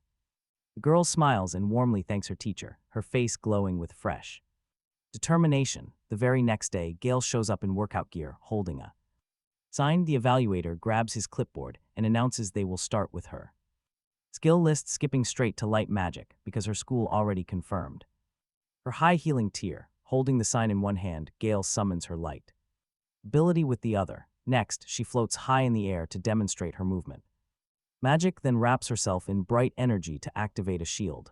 The examiner tells her that everything is flawless, so they can now proceed to the offensive combat test. Taking a very deep breath, the girl concentrates. She remembers the crucial advice from her mentor, Professor Brown, and begins glowing with raw healing energy. Now, Gale directs her heavy magic toward the practice dummy, acting as her target. Tiny cracks form all over the target. Suddenly, boom, the dummy completely explodes.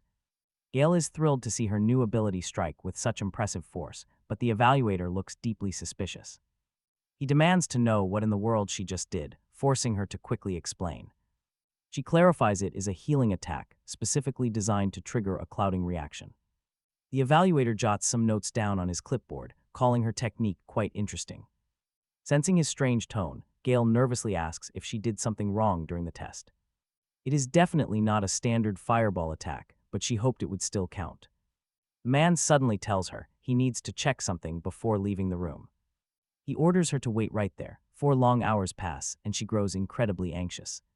She keeps wondering how much longer she has to wait when the door suddenly swings open. Familiar agents from Jari step inside, and Ray hopes Miss Hargrave was not waiting too long. Gale is incredibly confused. Did she somehow manage to fail the test? The blonde agent replies that he does not deal with minor issues like test scores. He is far more interested in that strange healing attack she displayed during her evaluation. Ray asks if she came up with this brilliant technique entirely on her own. Gale honestly admits she did not. She explains that her study partner guided her. He told her it was a simple trick to destabilize a physical body. With a rather dark, sinister look on his face, Ray asks for a name. Gale reveals the name, Professor Brown. Suddenly, she feels a bit uneasy. She asks if they are in some kind of trouble, watching the agent. Rubbing his chin with a mock smile, Ray warns her she might indeed be in trouble. He strictly demands that she share absolutely everything she knows about this Professor Brown. Meanwhile, a different room. This one is packed with glowing monitors. A hacker asks our protagonist how he is doing, while he asks Lucy for updates. He wants to know about Harry, but Lucy laughs that the enemies are still furious. They still cannot track down the ghost assassin, which she finds hilarious to watch. She notes that vampires have surrounded the whole area to find him. However, with nothing happening, the situation seems to be slowly calming down. Callum is perfectly fine with that, since he never wanted the spotlight anyway. He shifts the topic, asking what she can actually tell him about the Hargrave family. Hearing this, Lucy looks deeply alarmed and asks if he got involved. She urgently asks if Callum has been messing around with the Hargrave family. He explains he only met Gale Hargrave and gave her some minor advice. He was just curious. Lucy begins pulling up records on the girl. She reads that Gale is 22, a mage, then she completely freezes. Her hand hovers over the keyboard as she mutters that this is extremely bad. Callum is confused, prompting Lucy to explain the terrifying truth about that name. The Hargraves are an ancient clan that pioneered half the offensive spells used today. This easily makes them one of the deadliest magical bloodlines on Earth. Their legendary patriarch, Archmage Hargrave, practically defined modern combat magic. He is an absolute titan. Honestly, virtually no one can defeat him. Yet Gale is a healer, making Lucy suspect some sort of family crossbreeding. Callum wonders if her birth was just an accidental affair. Perhaps some elite Hargrave had a secret fling with a common healer. But Lucy doubts that, given how obsessed high houses are with pure bloodlines. These elite families would never let their precious lineage go unchecked. She reasoned that a planned marriage made total sense to keep their family influence growing. It convinced Lucy they were trying to breed a brand new magical genius. That would easily make Gale the Hargrave family's single, most precious asset right now. She warned Callum that those elites would absolutely destroy anyone who messed with their plans. His safest bet was to stay far away, especially considering who Gale's family is. Her grandfather is the Archmage. Lucy made it clear that crossing him is suicide. If Callum messed with the Archmage's granddaughter, absolutely nothing on Earth could save him. Callum was completely shocked. He quickly thanked Lucy for the warning. He admitted he would be lost without her. She urged him to stay safe. Callum finally realized he was playing a game with incredibly high stakes. He seriously thought about skipping his final study session with the wealthy heiress. But vanishing out of nowhere, that would only raise more red flags. He did not want Gale unleashing her family's massive search teams to hunt him down. So he chose to meet her one final time, give a clean goodbye, and disappear for good. Meanwhile, over at their usual bookstore meetup spot, heavily armed men were already in position. Soldiers in black checked in. Team A was ready. Team B quickly followed suit, while Team C consisted of experienced GRA agents. Felicia grumbled that this massive setup was a total joke for one target. After all, the Archmage could easily level this entire city without their help. Ray pointed out that the old man demanded to be here personally. He was furious that some random guy was getting close to his granddaughter. Nearby, the Archmage's face twisted in pure, unbridled rage. His mermaid companion offered him binoculars, but the old man shook his head. He could track everything far better with wind magic. Just then, a camera feed flickered. Callum's face appeared on screen, and a voice confirmed the target was located. He was walking north on Kent Avenue, right near 4th Street, moving fast. He seemed to have a destination, but the feed suddenly cut out. The target literally vanished. Seconds later, an agent yelled that Team A had him. They had him pinned down. Ray instantly realized the target had just teleported. But their intel files claimed his power was strictly gravity magic. Felicia screamed for them to fire immediately, before he could escape again. Following her order, Team A received the green light to strike. The squad lunged forward, and one of the men prepared a massive bazooka to shoot. Heavy chains whipped through the air. Callum was under attack. What the hell was happening? You have to wonder if the GRA was behind this ambush. Desperate to escape, Callum tried to activate his gravity magic to dodge. But before he could react, a heavy chain wrapped tightly around his wrist. His power wouldn't trigger. It felt like his inner energy was draining away. Then a blazing yellow rope shot across the street and bound him tight. The lead soldier smirked, calling out that the target was secured. Within seconds, Ray and Felicia landed on the scene using wind magic. The blonde agent congratulated the team, telling them they did a great job. She declared that the two of them would take custody of the prisoner now. Suddenly, violent crackles of lightning tore through the sky out of nowhere. The agents panicked as the legendary Archmage himself stepped into view. Hand him over. The Archmage demands the rebel to personally deal with him. No one messes with his granddaughter, but Ray steps in, trying to convince the Archmage they need to finish their official investigation first. The suspect is locked down. There is absolutely zero risk of escape. Once they finish up, they can talk about handing the kid over. But right now, Ray firmly demands to be allowed to do his job. The others watch nervously. Reluctantly, the angry Archmage agrees to wait. However, he demands immediate, constant updates on everything they discover next. Ray immediately orders his team to search the suspect for any clues. Any solid link to the brutal raids on those vampire nests. Suddenly, an agent shouts out he found something in the pockets. It is another metal circle. The GRA agent turns to his team. He smiles. This is it. They have finally found their killer. Meanwhile, Callum slowly wakes up on a cold table. Things look bad. He cannot remember what happened or why he is locked in a cell. His last memory is going to meet Gale before suits surrounded him. He should have teleported away the very second he sensed another mage. But back then he assumed it was just Gale or a shop owner. He curses his own stupidity as the heavy interrogation door swings open. The GRA agents walk in. They have clearly done their homework. They already know his name. Ray greets him with a sarcastic smile. Sarcastic congratulations, the agent says. The kid sure knows how to hide. Half the agency wanted a space mage, while the other half hunted a killer. None of them ever imagined those two massive targets were the exact same person. Ray admits the kid is pretty good with magic, but now it is time for the real work as his partner gets ready to question him. Felicia cuts straight to the point. She activates her power to ask, was Callum an accomplice in destroying that vampire nest in Winnet? The young man's immediate answer takes the agents completely by surprise. Ray stays cool, calmly pointing out that they already caught him anyway. Honestly, they are just curious why he did it in the first place. Callum is just a normal guy from West Virginia with no motive. Absolutely no reason to break the GR's rules like this. Callum fires back. Did they know those vampires were taking innocent lives? Felicia just shakes her head, coldly brushing his claim aside. She calls it irrelevant. To Callum, it is the only thing that matters. He demands to know why the GR turns a blind eye. Ray ignores the question, telling his partner to move on to other things. They only want to know one thing: who is backing this kid? Callum snaps back. He works alone and has never needed any boss.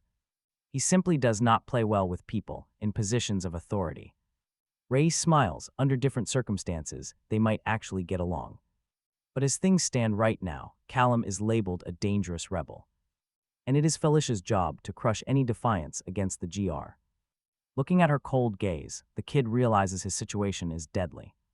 Things were incredibly complicated. Facing a massive prison sentence, he wanted to know exactly what evidence they had to justify locking him up, but instead of an answer, Ray revealed that the arrest warrant came from multiple high-level GR authorities. It looked like Callum had irritated some very powerful players. They wanted to focus on his raid on the vampire base, but the BSE had their own agenda. They demanded to know exactly where he picked up the dangerous magical secrets he shared with Gail Hargrave and why he taught her.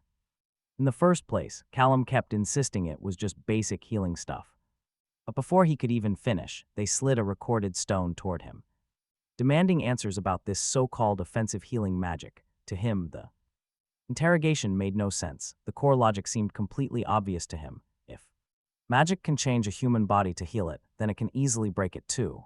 It was just standard biochemistry, but to the agents, things were starting to look terrible. They saw him as a threat who corrupted magic by blending with mundane human science, a massive violation of GR laws. With his twisted scientific logic, they believed he had ruined young Gail's entire future. The stubborn kid did not seem to understand the massive trouble he created. Without her grandfather's powerful political shielding, Gail would already be in deep trouble, branded as a rogue mage and hunted down by the BSE. But to Callum, combining magic with human science was not a secret. Anyone with a basic medical degree would notice the exact same biological connection. Naturally, this fundamental clash in views sparked a heated argument. Tempers flared quickly in that interrogation room as their words clashed. Suddenly, Callum's magic cuffs sensed his anger and sent a painful shock through his body. Ray coldly warned him that keeping calm was his best option. The sensors on the cuffs were incredibly sensitive, and the agents quickly pressed on. They demanded to know if he was trying to recruit Gail for some underground rebel faction. Callum flatly denied it, claiming he only saw a regular person struggling and lent a hand. The agents countered that if he truly cared about her safety, he had better start cooperating with their investigation. He could not believe they were using an innocent healer as cheap leverage. But the BSE was absolutely ruthless, and this was no ordinary arrest. Callum sneered at their authoritarian secret police tactics, but then added something that completely shifted the mood. There was one tiny flaw in their big threat. And here is the kicker: they would never lay eyes on him again. Ray looked him with sheer confusion, completely lost, but Callum just smiled and continued, revealing that he was only chatty to buy himself some valuable time. The agents scoffed, laughing at his empty words. They reminded him that magic was totally blocked in this room, and every single one of his magic items was securely sealed. However, Callum did not need to manually cast a portal. He had already prepared a secret escape plan for a worst-case scenario like this. Although a return ring with recall magic was easy to detect, he had stashed it somewhere. No normal agent would ever think to look, a private dimension only he could reach. In that split second, the GRA agents realized their colossal mistake and lunged forward in a desperate, frantic bid to grab him, but it was already too late. The magic sparks to life. Ray unleashes his own power, but before his attack can land, Callum vanishes completely. Two stunned agents are left behind. Standing alone, where did he go? One agent instantly activates the command force, summoning all available GRA agents to hunt down the fugitive. Callum Wells. As the order spreads, two agents whisper about the return magic he just used. How rare. No one employs such a dangerous method. They wonder if some mysterious ally gave him the brilliant idea. But Ray has never heard of this. The records are clear. Only one person in history has ever been capable of that magic. So they prepare a blood trail spell. It tracks up to 10 miles, lasting all night. Even so, they are worried. Callum is likely long gone. They are back to square one. And just when things get complicated, a furious master mage demands to know why the space mage is in GRA custody. She demands answers, swearing that whoever went behind her back will pay a heavy price. Her servant quickly explains they do not have that information yet, but there are far more pressing matters they must address first. He warns that Callum Wells is tied to some dangerous, unrestricted magic. Now this is where things get really dangerous. Callum apparently corrupted a young healing mage. No wonder the entire agency is on high alert. After all, healing magic is uniquely dangerous when used as a weapon. It easily pierces straight through standard protection and resistance spells. If she researches deeper into this forbidden art, she could potentially wipe out an entire room of mages in a single heartbeat. They must find someone who can help control this situation. The servant notes that space mages are usually considered harmless, but maybe. They are wrong, the master scoffed, dismissing the threat entirely. She admits they might have some tricks up their sleeves, but insists they pose no danger, calling their magic the safest around. Absolutely nothing to fear. Hearing this, her faithful servant quickly nods, promising to do everything to resolve it. But her orders are crystal clear. She wants Callum found now. They must learn who taught him and identify his bloodline. A new space mage only emerges every 30 to 40 years. And she wants to collect them all. John better succeed. Fearing for his life, the servant immediately accepts her orders. Meanwhile, deep in a forest, Callum walks completely alone. He is grateful for the emergency supplies he hid here earlier, which include fresh clothes, weapons, money, and even a few magic books. With everything needed to start over, he wonders how he messed up. The agency knows his face now. His identity is completely compromised. The only silver lining is their theory that he belongs to some secret organization. Hopefully that will buy him some time. Some secret organization which should buy him some time. With that thought, Callum opens a new portal, deciding it is best to wait. He wants the dust to settle and plans to lie low. Soon after, Lucy picks up. She admits she honestly thought she would never hear his voice again. It was a surprise. It turns out he actually went through with his plan, causing the massive chaos he wanted. Callum asks just how bad things really are, and Lucy explains the current situation. Even though he started a deadly manhunt, everything is surprisingly calm for now. No one is admitting guilt or accusing anyone else. Callum makes a quiet remark. Maybe he showed off a bit at the end, but Lucy bluntly cuts him off. He is basically labeled a terrorist now, so he has definitely crossed the line. She wants to hear all the details, but Callum insists on keeping it brief. He only wants to ensure she is safe. He promises a full explanation very soon. They will talk properly next time. He makes it clear he wants her safe. He does not want her involved, but she tells him not to worry about her. Their enemies can only hunt them down if they still hold the research files. Since she already memorized everything she needed, they have no leverage on her. Changing the subject, Callum asks if she can recommend some solid magical supplies. He needs high-grade gear that will last. Lucy pauses to consider his request. She explains that top-tier magical items are incredibly difficult to track down. Getting them as a solo rogue is almost impossible compared to a massive guild. After some lighthearted teasing, they get right back to the serious stuff. Lucy warns him that even if he locates the source, stealing them is illegal. Marching into the caves to take them is a crime, but then she smiles. And honestly, since he is already a major criminal, what is one more broken law? Callum expected that logic. He knows he has to secure them either way. He will find a way. Right before hanging up, Lucy shares a final warning. Mistress Duval is absolutely furious. As the supreme ruler of the space wizards, Duval essentially claims ownership over every single one of them in existence. Lucy emphasizes that whatever he decides to do, he must not get caught. Avoiding her grip is his top priority. Later that night, Callum gets to work. He reviews the files Lucy sent over, feeling closer to solving the mystery. The fundamental theory of the Fae is finally starting to make sense. Despite all his brutal combat experience, he still lacks deep Fae knowledge. The closest he ever got to their kind was dealing with that strange GRA agent, an operative whose power seemed to stem entirely from the pure Vis energy. The Fae perform wild feats using basic magic, but they are not invincible.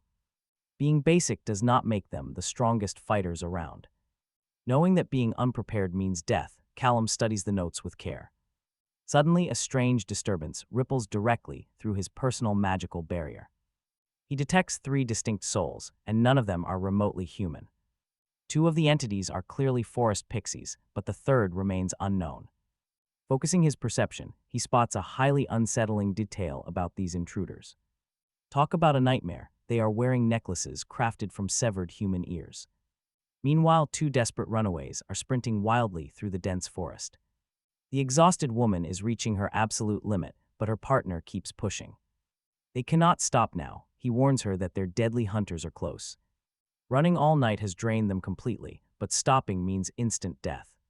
They would surely end up just like the others. Years earlier, a young boy asked his dad if he could play on the slide. That little kid was a 7-year-old Callum. Kids ran around, but he made his way to the slide. As he climbed, he overheard a boy on the jungle Jim teasing another. The bully up top declared that absolutely no one could climb up without permission. When the other kid argued that the playground was not his, the bully shoved him right off and mocked him.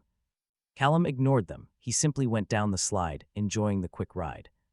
Then thump, he hit the bottom, bumping right into his stern father, who immediately demanded an explanation. Why had his son not helped the boy? His father was clear: standing by while someone is bullied is entirely wrong. He had not raised his son to be a bystander, but Callum was completely confused. Why should he get involved in someone else's playground fight? It made no sense. Why was his father angry at him instead of the bully who did the pushing? His dad then explained that since Callum was bigger and stronger, he had a duty to protect others. Approaching his son, he quietly added that it was Callum's job to defend those in need. The lesson was incredibly simple: bad guys always win when good people see what is happening and choose to do nothing. He wanted Callum to remember that forever. Now, those words echo loudly. He wonders what to do. He must stop the FAU from hunting humans. But getting involved risks ending up right back on GAR's radar. After all, that recent vampire incident already brought investigators straight to him. Run, that was his first instinct. Just open a portal and escape. That is exactly what he should have done from the very start, but just then a loud horn echoes. Flocks of startled birds take flight. The FAU troop is incredibly close. They have until dawn to finish their hunt. One hunter asks a nearby tree if it found the humans. It has not, no matter. The hunters are fully confident their prey cannot have gone far. Honestly, they absolutely relish the thrill of the chase.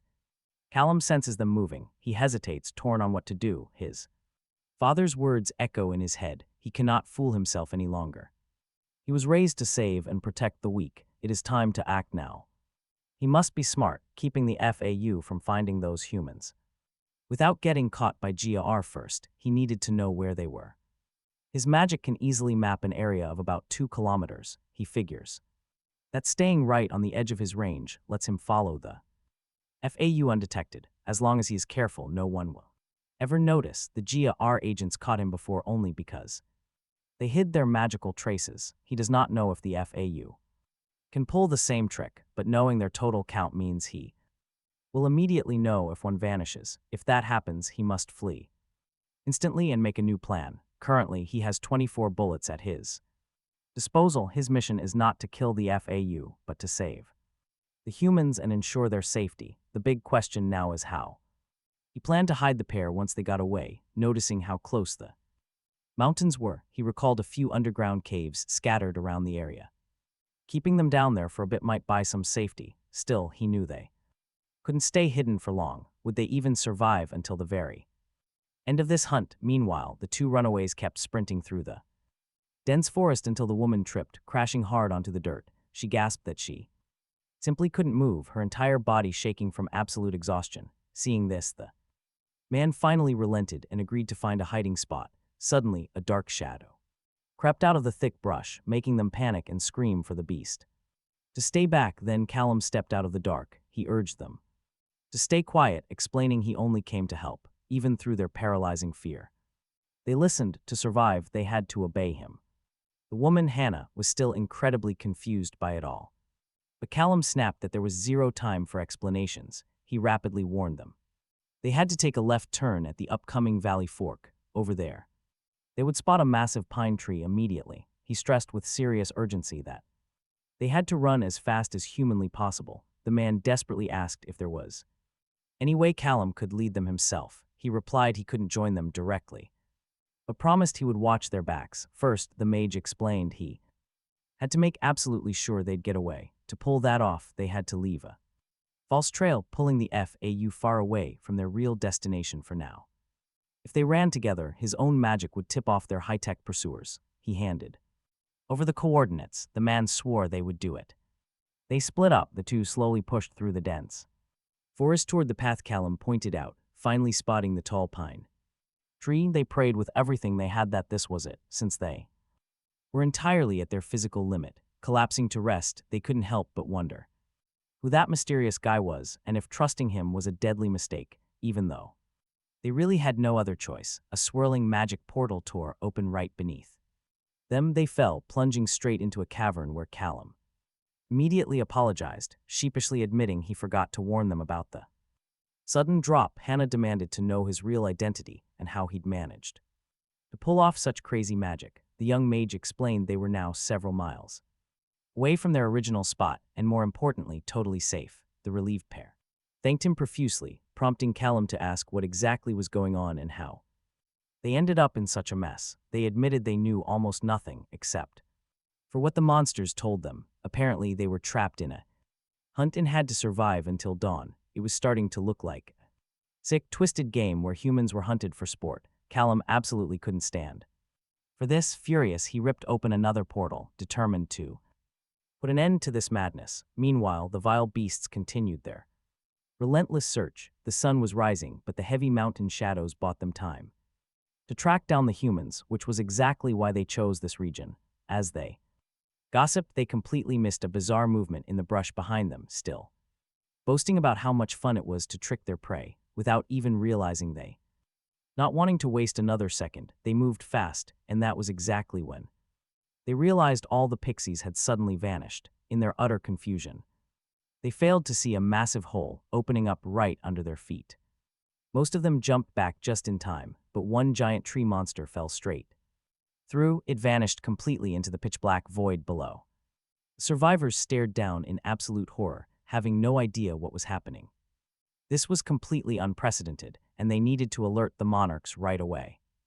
One tree quickly turned to run and deliver the warning, but a portal snapped open directly above it, dropping a giant boulder that crushed it flat. The fiery redhead scowled with rising irritation, but a tiny portal instantly materialized right in front of her face. A single sharp gunshot echoed loudly through the dark forest.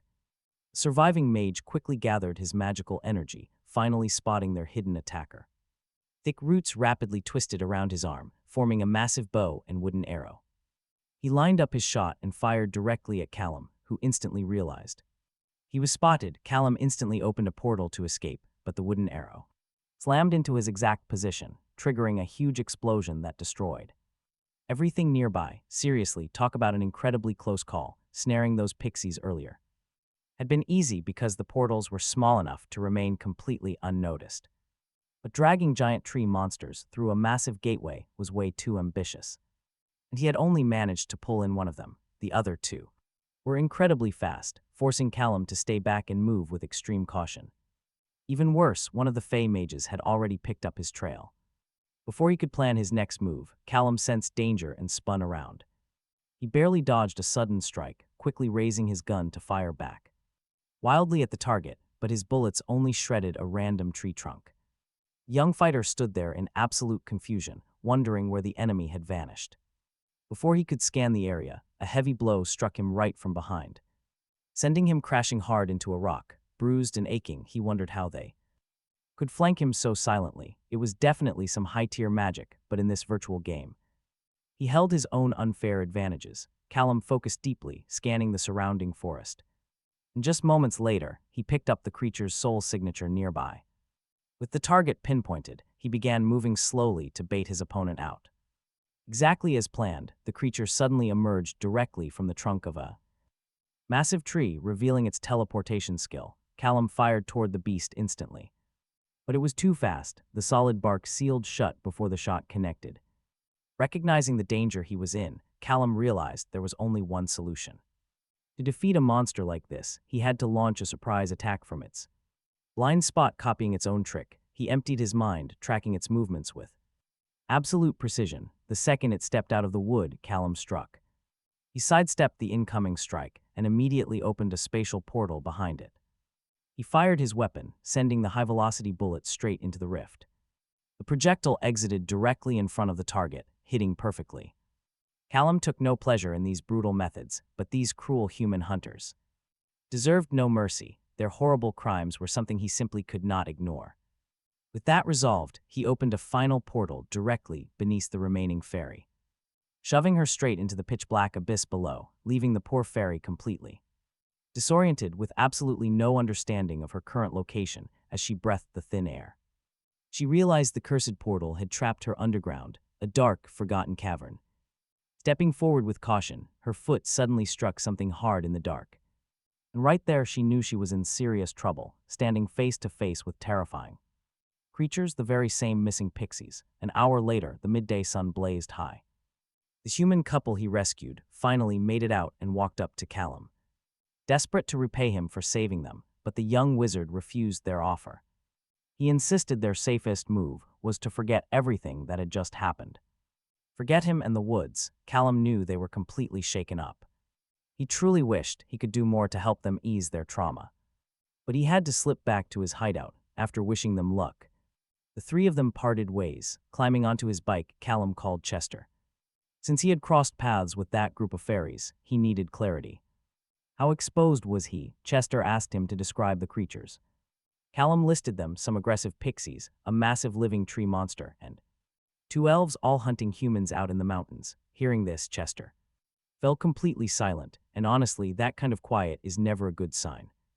He urgently warned Callum to run, explaining these were noble-born fairies and their royal leader would soon sense their deaths. Without wasting a second, Callum gunned his engine, another target added to the list of people hunting him. Now everyone wanted him dead. Seizing the moment, Chester threw out an offer, suggesting Callum work with him directly for safety. Callum appreciated it, but declined. After surviving his run-in with the GR, he was fiercely determined to keep his freedom. Odd freelance jobs were fine, but he had absolutely no intention of ever serving a boss again. Even so, he desperately needed somewhere safe to hide, far from any magic radar. Luckily, a plan was already taking shape.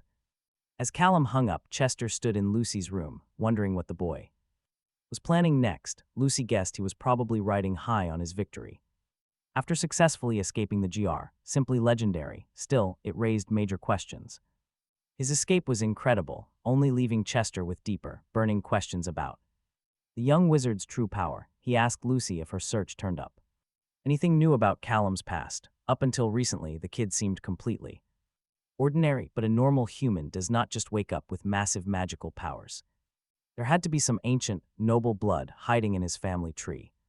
The mystery of his lineage hung heavy. Meanwhile, Callum was on the move, pulling up to his destination and hoping this gamble would actually pay off. Heading toward the busy international airport, he knew Chester's warning was spot on. He desperately needed a place to sleep without looking over his shoulder constantly. If a tiny town like Winnet was already showing up on the GR's radar, his safe havens were running out. One safe bet remained. He recalled the old lady's house from his first day as a wizard. Soon, his mind wandered back to an old conversation about the magical guild and their dimensional borders. They had talked about the portal of the 6 worlds, a plural he originally overlooked. Now he understood. Wizards knew of multiple planets existing right within their reach. In this multiverse, distant planets supply mana to Earth, and the GR is tasked with defending them, each world housing a different supernatural species, from vampires and fairies to dragons and mermaids. Callum mentally thanked Agent Sin for giving him that crucial piece of information. It turned out the agent's intel was actually useful. According to him, the portal gates were heavily guarded by elite mages, and entering required an escort from an even stronger wizard. If Callum could somehow slip past security, he would be completely safe for a while. The specific portal he needed lay on another continent, forcing him to face a totally different kind of security. This airport was heavily guarded, making a quick teleportation trick impossible. He could not just blink onto a plane, and buying a ticket was out of the question since they could easily track his location. He had to find a sneaky way onto a flight. Talk about high stakes. This place was incredibly packed, and despite using invisibility spells to hide, he accidentally bumped into a woman, leaving her totally baffled by the impact. That was way too close. He had almost been exposed. The invisibility magic he learned from Gale kept him hidden from ordinary humans, but he still had to watch every single step. Callum paused to evaluate the situation. But amidst this massive crowd, escaping safely felt almost impossible. Out of nowhere, a thief rushed right at him with the Police chasing close behind. He definitely did not expect a robbery here. Callum tried to mind his own business, knowing that was the safest choice. Then an old woman cried out, begging someone to retrieve her stolen bag. Once again, he was getting dragged into trouble that could blow his cover. The petty thief sprinted toward the nearest emergency exit, but he suddenly tripped, slamming face first onto the ground. Using his invisible state, Callum had obviously tripped the runner on purpose. While the police grabbed the guy, Callum noticed an officer's eye. On his belt, a plan sparked in his mind. As the cop led the culprit away, Callum swiped the ID to slip past the security gate. Meanwhile, deep in a forest, the king of the tree people inspected the remnants of the prior night's battle. It was obvious a fierce clash had taken place. Broken trees and snapped branches lay scattered around in total disarray. He also spotted fresh human footprints, proving a wizard had shown no respect for nature. The earth would surely punish the offender. The king then activated his special vision, letting memories of the fight fill his mind. His female companion asked what he saw, but his sight revealed a highly curious scene featuring an unknown mage. This was entirely unprecedented, although this was normally a task for the GR. The king refused to let the damage to his forest go unpunished. He gathered magical energy in his hands and released it. Across the woodland, his magic joined the wind, guiding them straight to the culprit. Their chase eventually led them to the airport, where the magical trail of their target ended inside the massive terminal. As they stood waiting, a security guard approached them with a warning. Standing on the runway was strictly forbidden. The woman beside the king asked to deal with the human, but the guard refused to budge. No crossing, period. The area was restricted. Geisrel snapped. He unleashed his absolute royal aura. Nobody commands a king, ever. But the guard did not care about titles. He only demanded that the two leave immediately. Furious at this human's sheer nerve, Geisrel grabbed the officer by his head, crushed it. Then he ordered his companion to get someone to clean up the bloody mess, declaring that he would hunt down that mysterious wizard himself. Meanwhile, on the plane, Callum waited until every single passenger got off before he made a move. He was finally here, entering the bathroom. He deactivated his disguise magic. That brutal fight during the night had left him looking like a complete mess, making him wish Gale was there. To heal him up, he wondered how she was doing, feeling guilty that he had dragged her into such a massive mess by teaching her that forbidden magic. The only real crime she had committed was crossing his path. He really hoped he could make it up to her someday, but his thoughts were cut short as a flight attendant swung open the bathroom door, staring right at him. She gasped, completely shocked to find someone still on board. Admitting she thought everyone had left, Callum offered a quick apology and said he was on his way out. He calmly bid her farewell. As if nothing was wrong, he was finally getting closer to the portals. He just needed to slip past the guards and pray they had completely forgotten he ever existed. A few hours later, under a heavy downpour by the sea, a woman waited. King Geisrel stepped up and she bowed, greeting him with quiet respect before they exchanged a few words. She was surprised to see him here, pointing out that even the proud king of the forest people usually avoided these rough seas. In this weather, after all, his presence here was highly unusual. Geisrel explained that a human had dared to attack them, demanding help from the top investigators. To track him down, he made it clear they needed to take responsibility for this hunt. But wait, here is where the chase gets real interesting. Inside the security tower, an agent named Ray approached Geisrel, offering an apology for the delay. He explained some rebel wizard was causing absolute chaos. The king then detailed exactly what happened in the forest, describing the terrifying space-time magic used. Hearing this, Ray could not have been happier. A sudden shift the king caught on to instantly. The agent then explained that with these specific clues, he already had a very good idea of who this rogue wizard was. Pulling out a photo, he slid it over to Geisrel. The agent wanted to confirm this was their target, asking where the king saw him. Meanwhile, over in Switzerland, Callum had tracked down the portal he needed. Its destination was the land of dragons, arguably the most dangerous world around. To make matters worse, he possessed almost zero knowledge about their magic, and they were widely known as the strongest supernatural species alive. Given the insane risks, even Callum was surprised by his own choices. Security was surprisingly lax. Only a single wizard stood guard at the entrance. All Callum had to do was slip past this one guy to finally secure his temporary freedom. The local magic traps, they definitely were not designed for active tracking. Instead, the defense system only activated when dragons passed. As long as Callum kept an extremely low profile, he should easily bypass their alarm systems.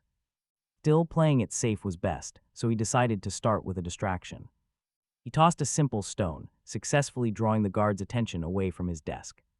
Taking advantage of the split second, Callum teleported the man's radio away. The guard started hunting around for it, completely baffled by its sudden disappearance. Spotting the device just a short walk away, the guard stepped over to grab it. The moment his target's back was turned, Callum slipped forward, praying this was no mistake. Without hesitation, he crossed the threshold of the massive portal into the dragon world. A blinding flash of light struck him, followed immediately by a heavy gust of wind. He found himself standing in a valley filled with gorgeous, otherworldly stones. The environment was nothing like Earth, with pure mana practically flowing through the air. Breathing this in was overwhelming at first, but he knew his body would adapt. Looking back at the gate, he realized the spellwork was unbelievably complex. The portal's magic was far beyond anything he could ever hope to replicate. Safe on the other side, Callum pulled out his journal to jot down notes. Suddenly, a chilling sensation hit him. He was definitely not alone here. Before he could even draw his magic, blazing chains of fire bound him tight. Massive, flaming pillars erupted from the ground right in front of him. A colossal red dragon materialized, roaring that Callum had trespassed on their sacred land. For violating the laws of the dragon realm, the beast declared he must die. He was about to be roasted alive, but then the giant beast suddenly froze. The massive dragon actually recognized the young wizard, calling out Callum by name. A sudden memory flashed in Callum's mind, and he instantly recognized the human form. It was Shahe. Meanwhile, back on Earth, an agent's phone vibrated inside the security tower. A mysterious message popped up on his screen from someone offering to help them. The informant sent a full list of elite magic agents ready to hunt Callum down. It seemed everyone wanted a piece of the rebellious young wizard. Honestly, who would expect a rogue mage to cause this much absolute chaos? He had accomplished the absolute impossible, completely escaping the powerful magic guild's grasp. His escape forced the entire organization into an all-out manhunt. Inside an armored car, an ally asked Sin if he was feeling nervous.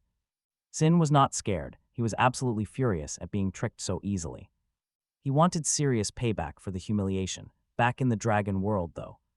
Callum and Shahe were talking quietly, enjoying a surprisingly peaceful moment.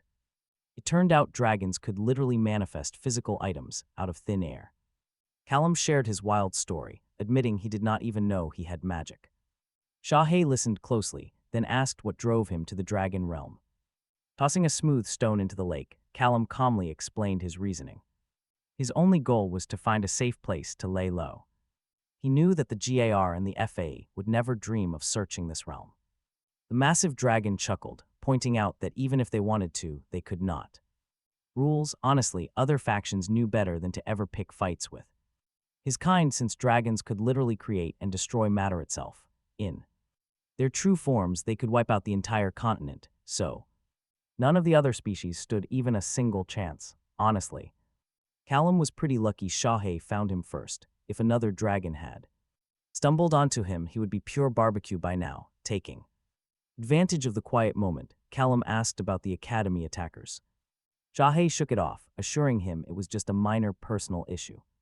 Nothing serious. Still, after that little skirmish went down, Shahe wanted to let the dust settle before returning. He left some magical clones to look after the place. Callum was instantly intrigued, because he had never heard of magic that could duplicate a person.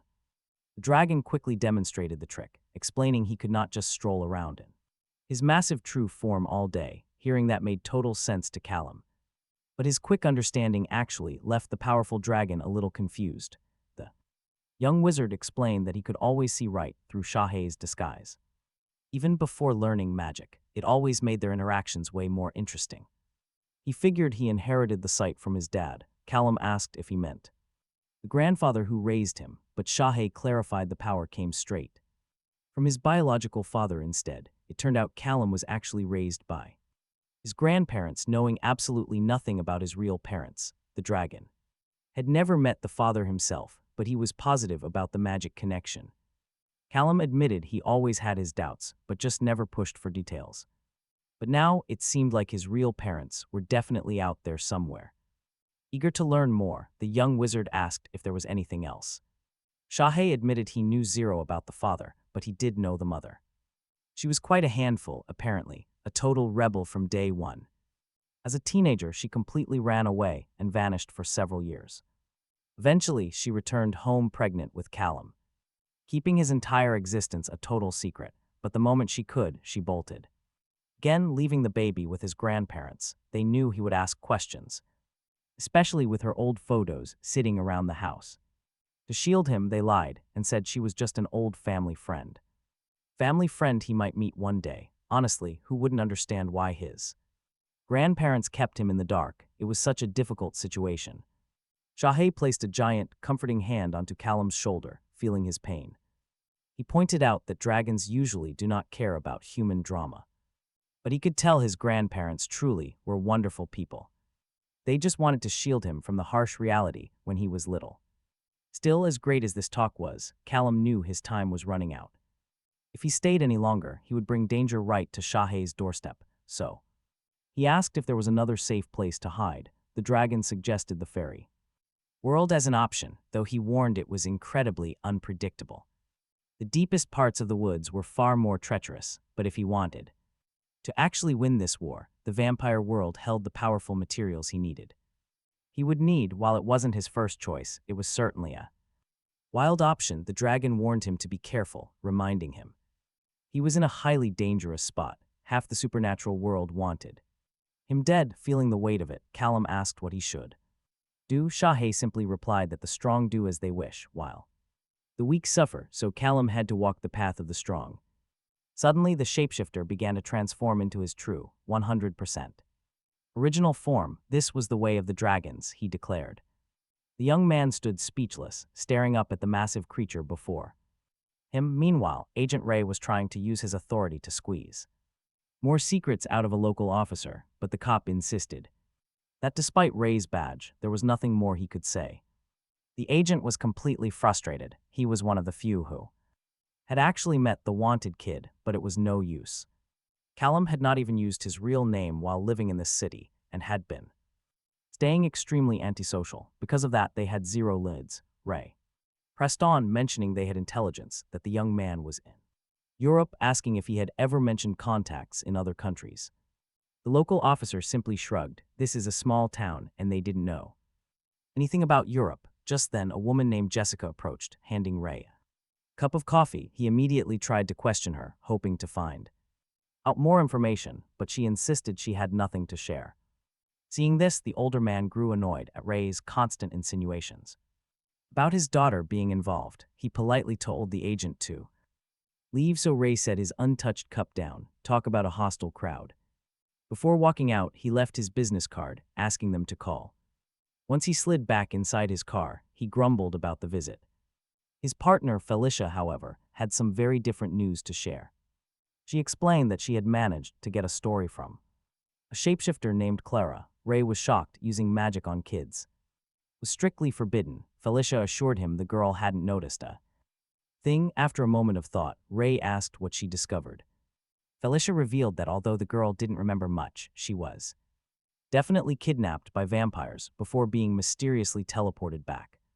This shocking detail perfectly lined up with Felicia's theory that the initial slaughter was deeply personal. It also proved those two locals Ray just interviewed were hiding something. Even so, none of this gave them a clear direction. Finding Callum anytime soon would be tough. Meanwhile, the gateway to the vampire territory was completely different from the dragon domain, since it was locked down under heavy guard.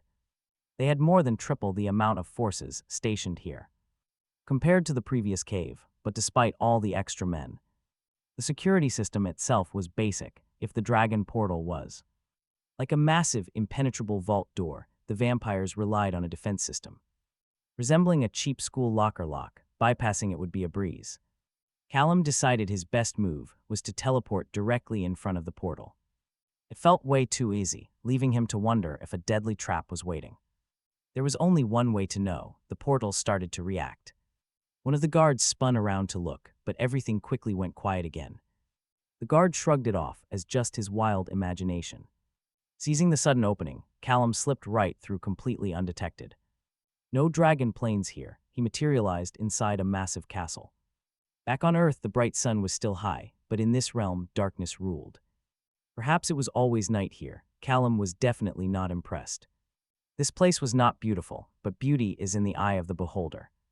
Looking out a window, he spotted a quiet little village sprawling down below. To his absolute surprise, his senses picked up the strong presence of multiple wizards. This was highly unexpected in a domain ruled entirely by vampires. Wizards were hated by dragons, but here they seemed perfectly welcome. With the Gia's vampire ties, the arrangement made complete sense. Why live with ordinary humans when you can thrive in a magical vampire realm? Power gap, it made normal human life suffocating. This also explained why the portal lacked any defensive traps. Such traps would only hinder wizards traveling back and forth. Still, the Court of the Night was the worst possible place to hide. It was packed with the exact two species that wanted him dead. Locked up or worse, staying was insanely risky. But he remembered the dragon's advice about finding rare magic supplements here. He decided to take a quick look around before making his escape. Meanwhile, deep in the dark forests of the court, two vampires were hunting. They were tracking wild wolves that only really posed a threat to fragile humans. Yet the Vampire Guild regulations forced them to handle these tedious chores. It was annoying work just to stay in the guild's good graces. The male vampire stabbed his sword down in frustration, cursing their shift. A strange scent, it filled the cold air. The female vampire whispered that she sensed a wizard's presence nearby. It was highly unusual for any wizard to wander out at this hour. Her partner grunted that they should just ignore them and let them be. If they wanted to get lost in the dark, let them, she disagreed. What if the intruder was a noble's child who ended up getting killed out here? To be safe, she sent a message to Court 12, reporting the presence. She requested further instructions, while her lazy partner simply scoffed at her. He complained that it was probably just some harmless wizard on a stroll. Just then, a message flashed back ordering them to return to base. She questioned the sudden command, but her superior gave no explanation. They were ordered to fall back immediately, no questions asked. Confused by the sudden urgency, the two hunters headed straight back to base. On the way, she scolded her partner for his foolish attitude. If she hadn't reported the strange presence, they would be in massive trouble. She was absolutely certain their superiors would demand a highly detailed report.